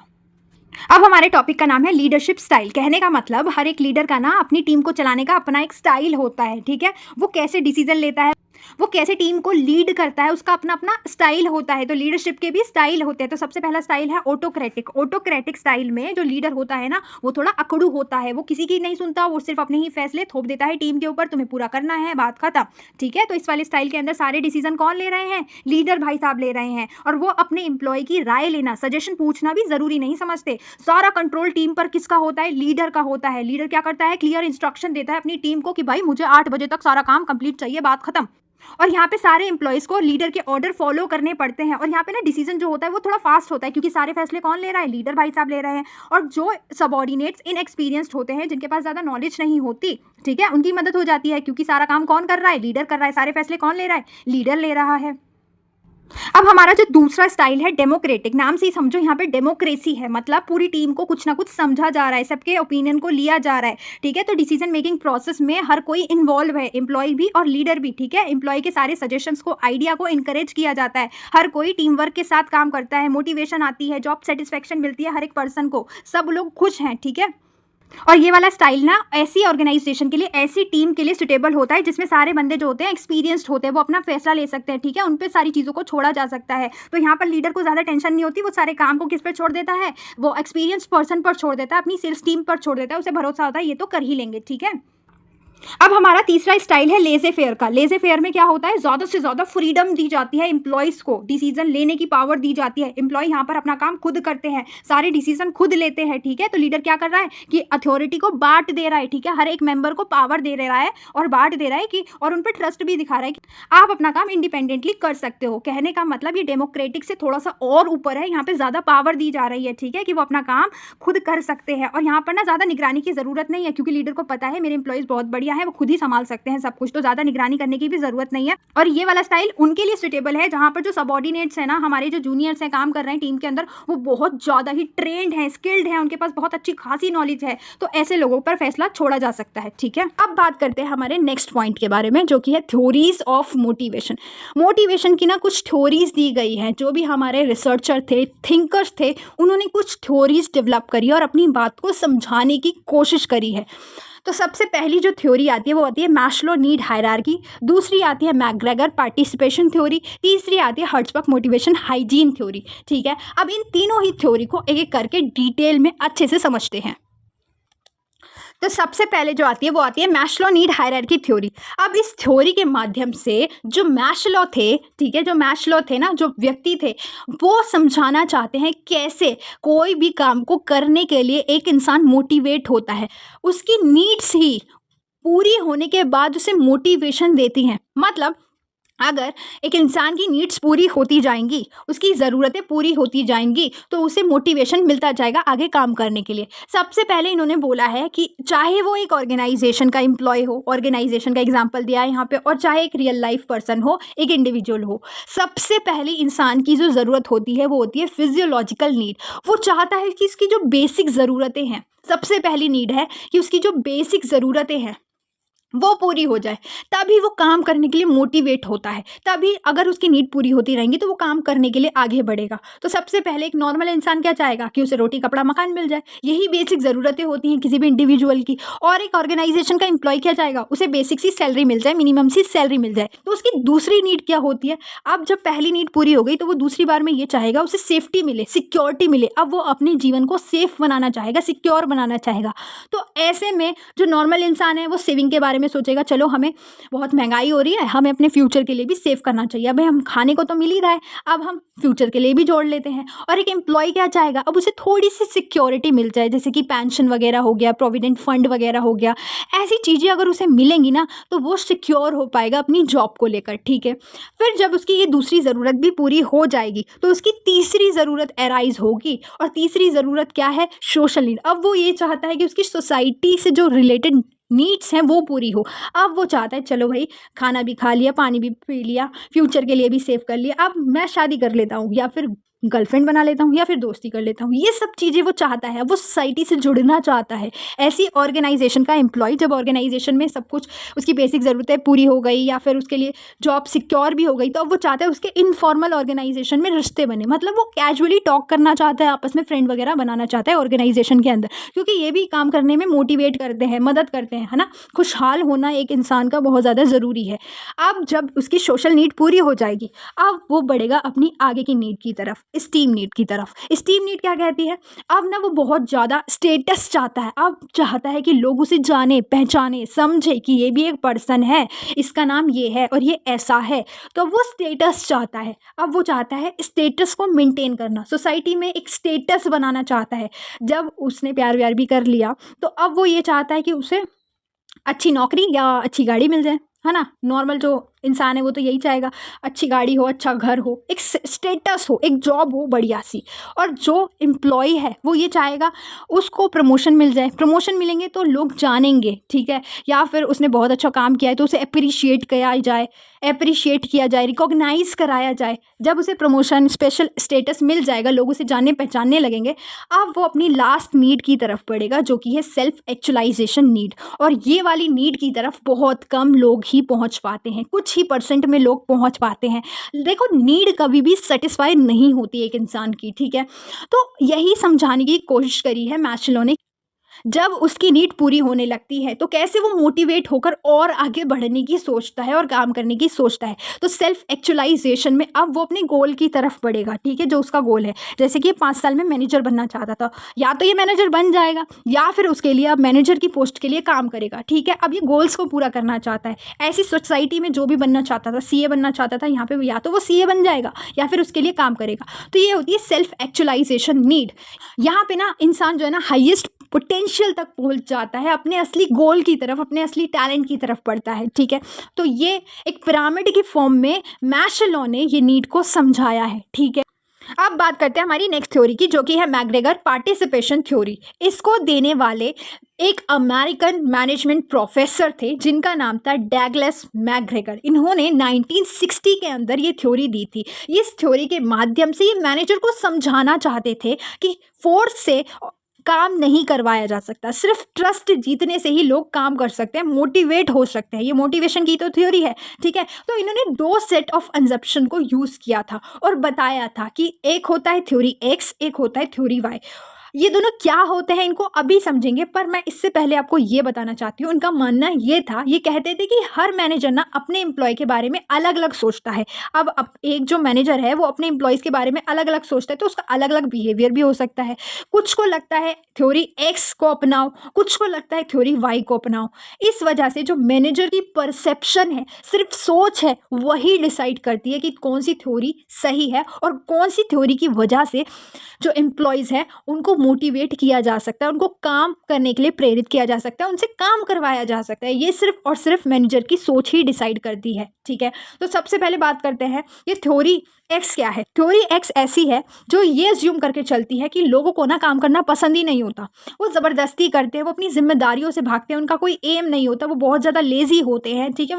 उन्हें काम करना पसंद ही नहीं है, सिर्फ फोर्स से ही उनसे काम करवाया जा सकता है, स्ट्रिक्ट सुपरविजन के थ्रू ही उनसे काम करवाया जा सकता है, या फिर स्ट्रिक्ट कंट्रोल रेगुलेशन बनाकर ही उनसे काम करवाया जा सकता है। तो थ्योरी एक्स ये अज्यूम करके चलती है कि अगर लोगों को मोटिवेट करना है काम के लिए तो उन पे पनिशमेंट दे दो, उन्हें सज़ा दे दो, स्ट्रिक्ट सुपरविजन दे दो, इसकी मदद से वो काम करने के लिए मोटिवेट होंगे। थ्योरी वाई कहती है कि जो पीपल है ना वो नेचुरल वर्क करेंगे अपना, वो सेल्फ मोटिवेटेड होंगे, बहुत ज़्यादा इंगेजिंग होंगे, वो नए नए आइडियाज़ को, क्रिएटिविटी को लाने की कोशिश करते हैं, वो अपने पोटेंशियल को शो करते हैं, और जब हम उनको अप्रिशिएट करते हैं तो वो और अच्छे से काम करते हैं, वो सेल्फ मोटिवेटेड हो जाते हैं, सेल्फ डायरेक्टेड हो जाते हैं, ठीक है। तो ये कहती है दूसरी थ्योरी। अब सिर्फ और सिर्फ मैनेजर का परसेप्शन ही डिसाइड करता है कि थ्योरी वाई सही है या थ्योरी एक्स सही है, उसे कैसे ट्रीट करना है। लेकिन इन्होंने सिर्फ इतनी सी बात समझाई थी, ये जो 2 थ्योरी है इसमें मैनेजर जो है ना वो फोर्स से काम नहीं करवा सकता किसी से। ट्रस्ट अगर जीता जाए ना तभी हम लोगों को मोटिवेट कर सकते हैं, उनसे काम करवा सकते हैं। तो ये थ्योरी बस यही चीज़ें बताती है, ठीक है। अब बात करते हैं हमारे नेक्स्ट पॉइंट की, और हाँ इसका अप्राइजल भी पढ़ लेते हैं। मैकग्रेगर ना ये नहीं कहते कि पूरी तरह से एक्स वाले लोग एग्जिस्ट करते हैं इस दुनिया में या फिर वाई वाले ही करते हैं, मतलब ऐसा तो नहीं है, दोनों तरह के लोग इस दुनिया में पाए जाते हैं। इन रियलिटी दोनों तरह के लोग मिलते हैं, जिनको काम करना पसंद भी होता है, जिनको काम करना पसंद नहीं भी होता, और ये सिर्फ और सिर्फ उनके मूड पर डिसाइड करता है। इंसान का मूड ही बताता है कि अब उसे काम करने का मन है या नहीं है, उसका एनवायरनमेंट ही बताता है उसका मन है या नहीं है, मोटिवेशन लेवल ही बताता है उसका मन है या नहीं है। अब बात करते हैं एक और थ्योरी की, मोटिवेशन, जो कि थी हर्ट्ज़बर्ग की, ठीक है। हर्ट्ज़बर्ग ने 1959 में, जो कि एक अमेरिकन साइकोलॉजिस्ट प्रोफेसर थे, समझ रहे हो ना, अमेरिकन साइकोलॉजिस्ट प्रोफेसर है ये भाई साहब, इनका पूरा नाम क्या है, फ्रेडरिक हर्ट्ज़बर्ग, ठीक है। इन्होंने ही हर्ट्ज़बर्ग मोटिवेशन हाइजीन थ्योरी दी थी। इन्होंने इस थ्योरी के माध्यम से बहुत कुछ नोटिस किया और बताया लोगों को। सबसे पहले तो ये समझो, अब ना इन्होंने एक चीज़ नोटिस करी, इन्होंने देखा कि ना लोग पैसा तो कमा रहे हैं भाई, लोग पैसा तो कमा रहे हैं, लेकिन फिर भी पैसा कमाने के बाद भी उनका काम करने का मन नहीं है। आखिर क्यों? उन्हें बोर लगने लगता है, वो काम करना पसंद नहीं करते। क्यों? देखो सारी चीज़ें मोटिवेशन से कनेक्ट हैं, ठीक है, समझो ध्यान से। अब ये सोचने लगे, क्योंकि ये तो थिंकर हैं, ये तो रिसर्चर हैं, ये तो डेवलप करने वाले हैं हमारे लिए एक थ्योरी। तब ये सोचने लगे आखिर लोगों को क्यों काम करना नहीं पसंद, जबकि पैसा तो मिल रहा है। आखिर लोगों को किस चीज़ में सेटिस्फेक्शन मिलेगी, क्यों काम करने में उन्हें बोर लगता है। तो इसी का जवाब ढूंढने के लिए इन्होंने एक रिसर्च करी, ठीक है, इन्होंने एक रिसर्च करी। रिसर्च के अंदर इन्होंने 200 इंजीनियर और अकाउंटेंट से इंटरव्यू लिया, उनसे बातों को समझने की कोशिश करी। तो इंटरव्यू में इन्होंने 2 ही सवाल पूछे। पहला सवाल कि तुम खुश किस चीज़ से होते हो, तुम्हें सेटिस्फेक्शन किस चीज़ से मिलती है, और दूसरा सवाल पूछा तुम दुखी किस चीज़ से होते हो और तुम्हें डिससेटिस्फेक्शन किस चीज़ से मिलती है। ये 2 सवाल के बेसिस पर ही इन्होंने रिसर्च कर डाली पूरी, ठीक है, जिसमें यह पता लगा कि लोगों के जो आसपास का एनवायरनमेंट है, लोगों के आसपास का एनवायरनमेंट, जैसे कि उनकी सैलरी टाइम पर ना देना या ऑफिस में सफाई ना होना, ये सारे कुछ ऐसे फैक्टर्स हैं जो डिससेटिस्फेक्शन का कारण बनते हैं और इसी वजह से वो दुखी होते हैं। और खुशी उन्हें तब मिलती है जब उनका प्रमोशन हो, अचीवमेंट हो, उनकी रिकॉग्नाइजेशन, पहचान करवाई जाए, ठीक है। तो इन सब चीज़ों से वो खुश हो जाते हैं। तो इन्होंने ये बात पता लगाई कि आखिर वजह क्या है सेटिस्फेक्शन और डिससेटिस्फेक्शन की वर्क प्लेस के अंदर। यही बताती है ये थ्योरी। ये 2 फैक्टर पे बेस्ड है, 2 जॉब के फैक्टर पे बेस्ड है। एक होता है हाइजीन फैक्टर और एक होता है मोटिवेशनल फैक्टर। हाइजीन फैक्टर वो फैक्टर होते हैं जिसकी वजह से एम्प्लॉय डीमोटिवेट हो रखा है, डिससेटिस्फाई हो रखा है और वो काम करना नहीं चाहता। तो ऐसे फैक्टर्स को हम बोलते हैं हाइजीन फैक्टर। ऐसे फैक्टर जो उसके आसपास से रिलेटेड हैं, जैसे कि उसका वर्क एनवायरनमेंट क्या है, जैसे कि मैंने यहाँ पे लिखा है उसकी सैलरी, उसकी job security, policies, working condition, ये कुछ बाहरी थोड़ा मोड़ा ऐसा इन्वायरमेंट है उसके आसपास का जिसकी वजह से वो लोग डिससेटिस्फाई हो रहे हैं। अगर हम इस चीज़ को निकाल देंगे, जैसे कि ऑफिस जो है ना बहुत गंदा है, इस वजह से उनका काम करने का मन ही नहीं करता, या फिर उनको सैलरी ही टाइम पे नहीं मिल रही है जिस वजह से उनका काम करने का मन नहीं करता। अगर ऐसे सारे रीजंस को, ऐसे तरह के हाइजीन फैक्टर्स को रिमूव कर देंगे ना, तो उनका जो डिससेटिस्फेक्शन लेवल है वो ख़त्म हो जाएगा। लेकिन हाँ, इनसे कोई मोटिवेशन नहीं मिला है, ध्यान रखना, इनसे कोई भी मोटिवेशन नहीं मिला है, बस डिससेटिस्फेक्शन जो था, जो काम करने का मन नहीं था, वो खत्म हो गया है, ठीक है। ये एम्प्लॉय को मोटिवेट नहीं करते। ये अगर अपसेंट होते हैं तो इसकी वजह से डिससेटिस्फेक्शन क्रिएट हो जाता है और इनके निकालने से डिससेटिस्फेक्शन नहीं होता, फिर खत्म हो जाता है वो, और लोग मोटिवेट भी नहीं होते, ठीक है। एग्जाम्पल के लिए मैंने ये सब लिख दिया। तो ये होता है हाइजीन फैक्टर। लेकिन वहीं एक और फैक्टर होते हैं जिसकी वजह से एम्प्लॉयज़ जो हैं वो खुश होते हैं, जिनकी वजह से उन्हें मोटिवेशन मिलता है, जिसके प्रेजेंट होने की वजह से एम्प्लॉय मोटिवेट होता है। कुछ ऐसे फैक्टर्स होते हैं, उन्हें बोलते हैं मोटिवेशनल फैक्टर्स, जैसे कि अचीवमेंट, प्रमोशन, रिकॉग्नाइजेशन, एडवांसमेंट। ये सारे कुछ ऐसे फैक्टर हैं जिनकी वजह से एम्प्लॉय मोटिवेट होकर और ज़्यादा काम करने के बारे में सोचता है। तो यही 2 फैक्टर को उन्होंने खंगाला, उन्होंने परखा, उन्होंने समझा और उन्होंने जाना कि अगर हाइजीन फैक्टर नहीं होंगे, एम्प्लॉय डिससेटिस्फाई हो सकता है। अगर सैलरी टाइम पर नहीं दी गई, ऑफिस साफ नहीं किया, वो डिससेटिस्फाई हो सकता है, लेकिन इनसे कोई भी मोटिवेशन नहीं मिलने वाली अगर ये होंगे तो। लेकिन मोटिवेशनल फैक्टर ऐसे फैक्टर्स होते हैं जिनसे मोटिवेशन मिलेगी और लोग आगे काम करेंगे। तो यही थ्योरी बताती है कैसे लोगों को मोटिवेट करके आगे काम करवाया जा सकता है। कुछ ऐसे फैक्टर्स के बारे में बात करती है जिससे मोटिवेशन मिलता है और लोग आगे काम करना चाहते हैं, ठीक है। अब बात करते हैं हमारे टाइप्स की तरफ। मोटिवेशन के 2 टाइप्स होते हैं। एक होता है, वैसे तो बहुत होते हैं लेकिन मैं बात कर रही हूँ अभी फाइनेंशियल मोटिवेशन के बारे में और नॉन फाइनेंशियल। ऐसा मोटिवेशन जो पैसों से मिल रहा है, फाइनेंशियल तरीके से मिल रहा है। नॉन फाइनेंशियल मतलब ऐसा मोटिवेशन जो नॉन फाइनेंशियल, जिसमें पैसा नहीं है फिर भी लोग मोटिवेट हो रहे हैं। तो ऐसे कौन कौन से इंसेंटिव्स हैं, मोटिवेशन है, उसके बारे में बात करते हैं। तो सबसे पहला है, देखो पैसे में क्या आ गया, सैलरी आ गया। जब तुम रेगुलर काम करोगे तो उसके बदले में तुम्हें पेमेंट मिलेगी। रेगुलर पेमेंट को सैलरी कहते हैं। अगर वो टाइम टू टाइम आपको दी जा रही है तो आप मोटिवेट हो गए काम करने के लिए। या फिर बोनस। बोनस क्या होती है, एक्स्ट्रा मनी होती है। जब आप कुछ अच्छा परफॉर्म करते हो तो आपको बोनस मिलता है, और दिवाली वगैरह पे भी मिलता है ना। तो अगर आपने अच्छा परफॉर्म किया है तो आपको बोनस मिलेगा, इससे भी लोग और अच्छा परफॉर्म करने के लिए मोटिवेट होंगे। या फिर कमीशन। कमीशन का मतलब अगर आपने बहुत ज़्यादा सेल करवाई है तो उसके रिगार्डिंग जितनी सेल हुई है उसमें से आपको कुछ % भाग मिलेगा, उसे कमीशन बोलते हैं, है ना। अगर सेल ज़्यादा करवाओगे तो कमीशन मिलेगी। इंसेंटिव्स का मतलब एक्स्ट्रा पेमेंट। अगर आपने अपने टारगेट्स को अचीव किया है तो आपको इंसेंटिव्स दिए जाते हैं। या फिर अगर आप ओवर टाइम करते हो, अगर जितने भी घंटे की वो जॉब है उससे ज़्यादा टाइम में काम कर रहे हो, उससे ज़्यादा टाइम में काम परफॉर्म कर रहे हो, एक्स्ट्रा रुक रहे हो, काम कर रहे हो, हार्डवर्क कर रहे हो, तो आपको कुछ पेमेंट दी जाएगी, है ना। जिन चीज़ों से आप मोटिवेट फ़ील करोगे और आप और काम करना चाहोगे। अब आते हैं कुछ ऐसे फैक्टर्स जिसमें पैसा इंक्लूड ही नहीं है। एप्रिशिएट करना, किसी ने बहुत अच्छा काम किया, उसे एप्रिशिएट करो, उसके लिए तालियाँ बजवाओ, उसके लिए पार्टी भी रख सकते हो एक स्मॉल सी, ठीक है? उसके जो उसने बेहतर परफ़ॉर्म दिया है ना, उसके लिए रिकॉग्नाइज़ करो उसको, उसकी पहचान करवाओ एम्प्लॉयी के पास में कि ये एम्प्लॉयी है, इसने बहुत अच्छा काम किया है। या फिर कॉम्पिटिशन रख दो कि आप में से जो भी जीतेगी, जो भी टीम जीतेगी उसको ये प्राइज़ मिलेगा, ठीक है? या फिर एक सजेशन सिस्टम रख दो, एम्प्लॉयी अपने सजेशंस दे सकते हैं, तो ऐसे में वो और ज़्यादा मोटिवेट होंगे कि कितनी अच्छी ऑर्गेनाइज़ेशन है, हमसे भी हमारे सजेशन लेती है, हमें भी अपनी फैमिली की तरह फ़ील करती है। या फिर उनको ट्रेनिंग दे दो, डेवलपमेंट दे दो, उनके करियर को एडवांस करेंगे, उन्हें नई-नई स्किल्स सिखाएँगे, उनकी नॉलेज को शार्प करेंगे, तो भी वो बहुत ज़्यादा मोटिवेट होंगे। तो ये कुछ ऐसे फैक्टर्स थे जिसकी वजह से इंसान मोटिवेट होता है और काम करता है। अब हमारे टॉपिक का नाम है मार्केटिंग। मार्केटिंग क्या होता है? मार्केटिंग ना एक बहुत बड़ी टर्म है, इसके अंदर बहुत सारी एक्टिविटी आती है। इसमें ना सबसे पहले जो मार्केटर होते हैं ना, वो मार्केट में जाते हैं, अच्छे से मार्केट को समझते हैं, कस्टमर की नीड्स एंड वांट को समझते हैं कि वो क्या चाहता है, वो किस टाइप के प्रोडक्ट चाहता है, ठीक है? उनकी नीड्स एंड वांट को समझने के बाद उसी टाइप के प्रोडक्ट को क्रिएट करते हैं। प्रोडक्ट बनाएंगे, फिर प्रोडक्ट बनने के बाद ज़्यादा से ज़्यादा उसका प्रमोशन करेंगे, एडवर्टीजमेंट देंगे, सोशल मीडिया पे ऐड करवाएंगे, हर जगह प्रमोशन ही प्रमोशन, प्रमोशन ही प्रमोशन, और उसके बाद वो उस प्रोडक्ट को लास्ट में डिलीवर भी कर देंगे कस्टमर तक, ठीक है? डिलीवर करने के बाद भी ये प्रोसेस यहीं खत्म नहीं होता। डिलीवर करने के बाद भी वो क्या करते हैं, आफ्टर सेल सर्विसेज देते हैं। अगर प्रोडक्ट खराब हो जाता है या कोई भी परेशानी आती है तो वो उनको सर्विस प्रोवाइड करते हैं, उनकी कंप्लेंट को सुनते हैं। तो इसमें जो मेन मकसद है ना, वो कस्टमर को खुश करना है, कस्टमर को सेटिस्फाई करना है। तो मार्केटिंग का मेन एम क्या हो गया कि हमारा जो कस्टमर है वो सेटिस्फाई होना चाहिए, उसकी तरह ही, जैसी उसकी नीड है उसकी तरह ही प्रोडक्ट बनना चाहिए। अब बात करें मार्केटिंग के फीचर के बारे में, तो मार्केटिंग का फोकस कहाँ पर है? कस्टमर पर है। बिजनेस देखता है कि कस्टमर को क्या चाहिए, उनकी नीड एंड वांट को देखा जाता है, समझा जाता है, फिर वैसा ही प्रोडक्ट बना के उनको सेटिस्फाई किया जाता है।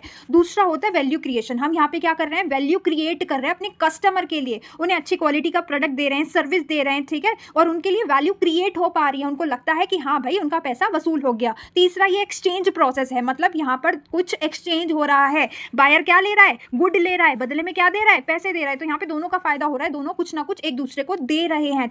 अब हमारे टॉपिक का नाम है प्रोडक्ट लाइफ साइकिल, ठीक है? हम किसके बारे में बात करने वाले हैं? प्रोडक्ट की लाइफ के बारे में बात करने वाले हैं। जैसे ह्यूमन की लाइफ होती है ना, उसमें अलग अलग स्टेजेस आती है।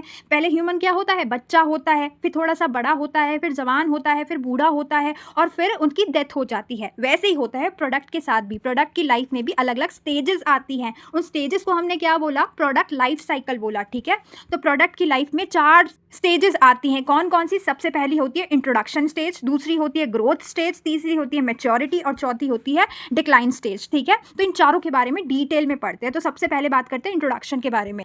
तो इस वाली स्टेज में क्या होता है? कंपनी ने अपना नया नया प्रोडक्ट लॉन्च किया होता है मार्केट के अंदर, ठीक है? अभी लोग उस प्रोडक्ट के बारे में जानते नहीं है, इसलिए खरीदते नहीं है। तो सेल्स क्या होती है? काफ़ी लो होती है, और हो सकता है वो प्रोडक्ट अभी कंपनी को प्रॉफिट बनाकर भी ना दे, या फिर नेगेटिव में भी अमाउंट आ सकता है। क्यों आ सकता है? क्योंकि उस नए प्रोडक्ट की मार्केट में जगह बनाने के लिए कंपनी को बहुत सारे प्रमोशन करने पड़ते हैं, बहुत सारी एडवर्टीजमेंट करनी पड़ती है, जिससे लोग उसके बारे में जाने। कंपनी क्या करती है? अलग अलग वेबसाइट पर, अलग अलग मीडिया पर ऐड चलाती है, फ्री सैंपल्स बांटती है, ऑफर देती है, ताकि ज़्यादा से ज़्यादा लोग उसके प्रोडक्ट को ट्राई कर सके, ठीक है? और कस्टमर अवेयर हो सके प्रोडक्ट कैसा है। इसलिए प्रोडक्ट पे अभी बहुत ज़्यादा खर्चा आने वाला है, बहुत ज़्यादा प्रमोशन कॉस्ट आने वाली है, क्योंकि वो मार्केट में नया है, ठीक है? अब आती है हमारी दूसरी स्टेज। दूसरी स्टेज में ना लोग ना प्रोडक्ट के बारे में जानने लगते हैं, अवेयर होने लगते हैं, और वो धीरे धीरे रफ्तार पकड़ने लगता है, ठीक है? अब वो पॉपुलर होता जा रहा है। जैसे कि लाहौरी जीरा आई थी मार्केट में, तो जब उसकी इंट्रोडक्शन स्टेज चल रही थी, लोग उसके बारे में जानते नहीं थे, लेकिन अब तो अच्छा खासा जानते हैं, उसकी ग्रोथ हो चुकी है, वो पॉपुलर होना शुरू हो जाता है, सेल्स बढ़ने लगता है, प्रॉफिट बढ़ने लगता है, ज़्यादा से ज़्यादा कस्टमर उस प्रोडक्ट को खरीदने लगते हैं, और उसके बहुत नए नए कॉम्पिटिटर बनने लगते हैं, क्योंकि एक अच्छी चीज़ की कॉपी तो होती ही होती है, ठीक है? तो लोग कॉपी करने लगते हैं, तो बहुत सारे नए नए कॉम्पिटिटर बनने लगते हैं कि सेम उसी की तरह प्रोडक्ट हमें बनाना है, और कंपनी अपनी क्वालिटी को इंप्रूव करना शुरू कर देती है, ठीक है? समझ में आया? यहाँ पे ग्रोथ हो चुकी है। तीसरी स्टेज आती है मैच्योरिटी स्टेज। यहाँ पर ना सेल्स बहुत हाई होती है, अब अच्छा खासा जगह बना चुका है वो प्रोडक्ट मार्केट के अंदर, लोगों के दिमाग में, ठीक है? अब वो मार्केट के अंदर पॉपुलर हो गया, सेल्स बहुत तेजी से बढ़ने लगी, कंपटीशन बहुत हाई है, प्रॉफिट बहुत स्टेबल है, अच्छा खासा प्रॉफिट आ रहा है। तो अब कंपनी किस पर फोकस करने लगेगी? वो कस्टमर लॉयल्टी पर फोकस करने लगेगी। अब वो नई नई चीज़ें करेगी, ताकि जो उसका कस्टमर है वो उसके लिए लॉयल रहे। वो क्या कर सकती है, अलग-अलग ऑफ़र दे सकती है, डिस्काउंट दे सकती है, रिवॉर्ड पॉइंट दे सकती है, जिससे जो उसका पुराना कस्टमर है वो उस पर बना रहे, ठीक है? ये सारी चीज़ें करने लगेगी और अपने प्रोडक्ट को डिफरेंशिएट कर देगी, मतलब थोड़ा डिफरेंट बनाने की कोशिश करेगी, अपने कॉम्पिटिटर से नए-नए फ्लेवर लाने की कोशिश करेगी, बेटर पैकेजिंग करेगी, एक्स्ट्रा फीचर ऐड करेगी ताकि सेल्स जो है बनी रहे। और फिर धीरे-धीरे क्या होता है, वो मार्केट से प्रोडक्ट चला जाता है, ठीक है? डिमांड और सेल्स उसकी घट जाती है, प्रॉफिट भी गिर जाता है, सेल्स भी गिर जाती है, कस्टमर की जो डिमांड है वो भी रिड्यूस हो जाती है, क्योंकि हो सकता है नया प्रोडक्ट या नई टेक्नोलॉजी आ गई हो जिसने उसको रिप्लेस कर दिया हो, या फिर खुद भी कंपनी ऐसा करती है कि उसके साथ डिसकंटिन्यू हो जाती है या अपने प्रोडक्ट को बदल देती है। अब मैं एग्जांपल देती हूँ, जैसे कि किसी मॉडल का फ़ोन लॉन्च हुआ तो धीरे-धीरे क्या होगी, उस फ़ोन की जो डिमांड है वो बढ़ती चली जाएगी, बढ़ती चली जाएगी, बढ़ती चली जाएगी। धीरे-धीरे मार्केट में पॉपुलर होगा, मैच्योरिटी तक पहुँचेगा, लेकिन अगर कोई नया फ़ोन आ जाए, नए फीचर के साथ आ जाए, नए मॉडल आ जाए, तो वो जो पुराने आईफ़ोन की डिमांड होती है ना, फिर वो घट जाती है, ठीक है? वो पुराने फ़ोन की डिमांड घट जाएगी, वो डेड हो जाएगी, ठीक है? तो वहाँ से प्रॉफिट और सेल्स दोनों लो हो जाते हैं। समझ में आया? ये होती है प्रोडक्ट की लाइफ साइकिल। आई होप कि आपको अगर वीडियो अच्छी लगी हो तो लाइक, सब्सक्राइब, शेयर ज़रूर करना, और अगर आपको थोड़ा एक्स्ट्रा पढ़ना है तो मैंने आपको बोनस के 3 टॉपिक्स दिए हैं, आप उनको कवर कर सकते हो। चलिए, ऑल द बेस्ट, बाय।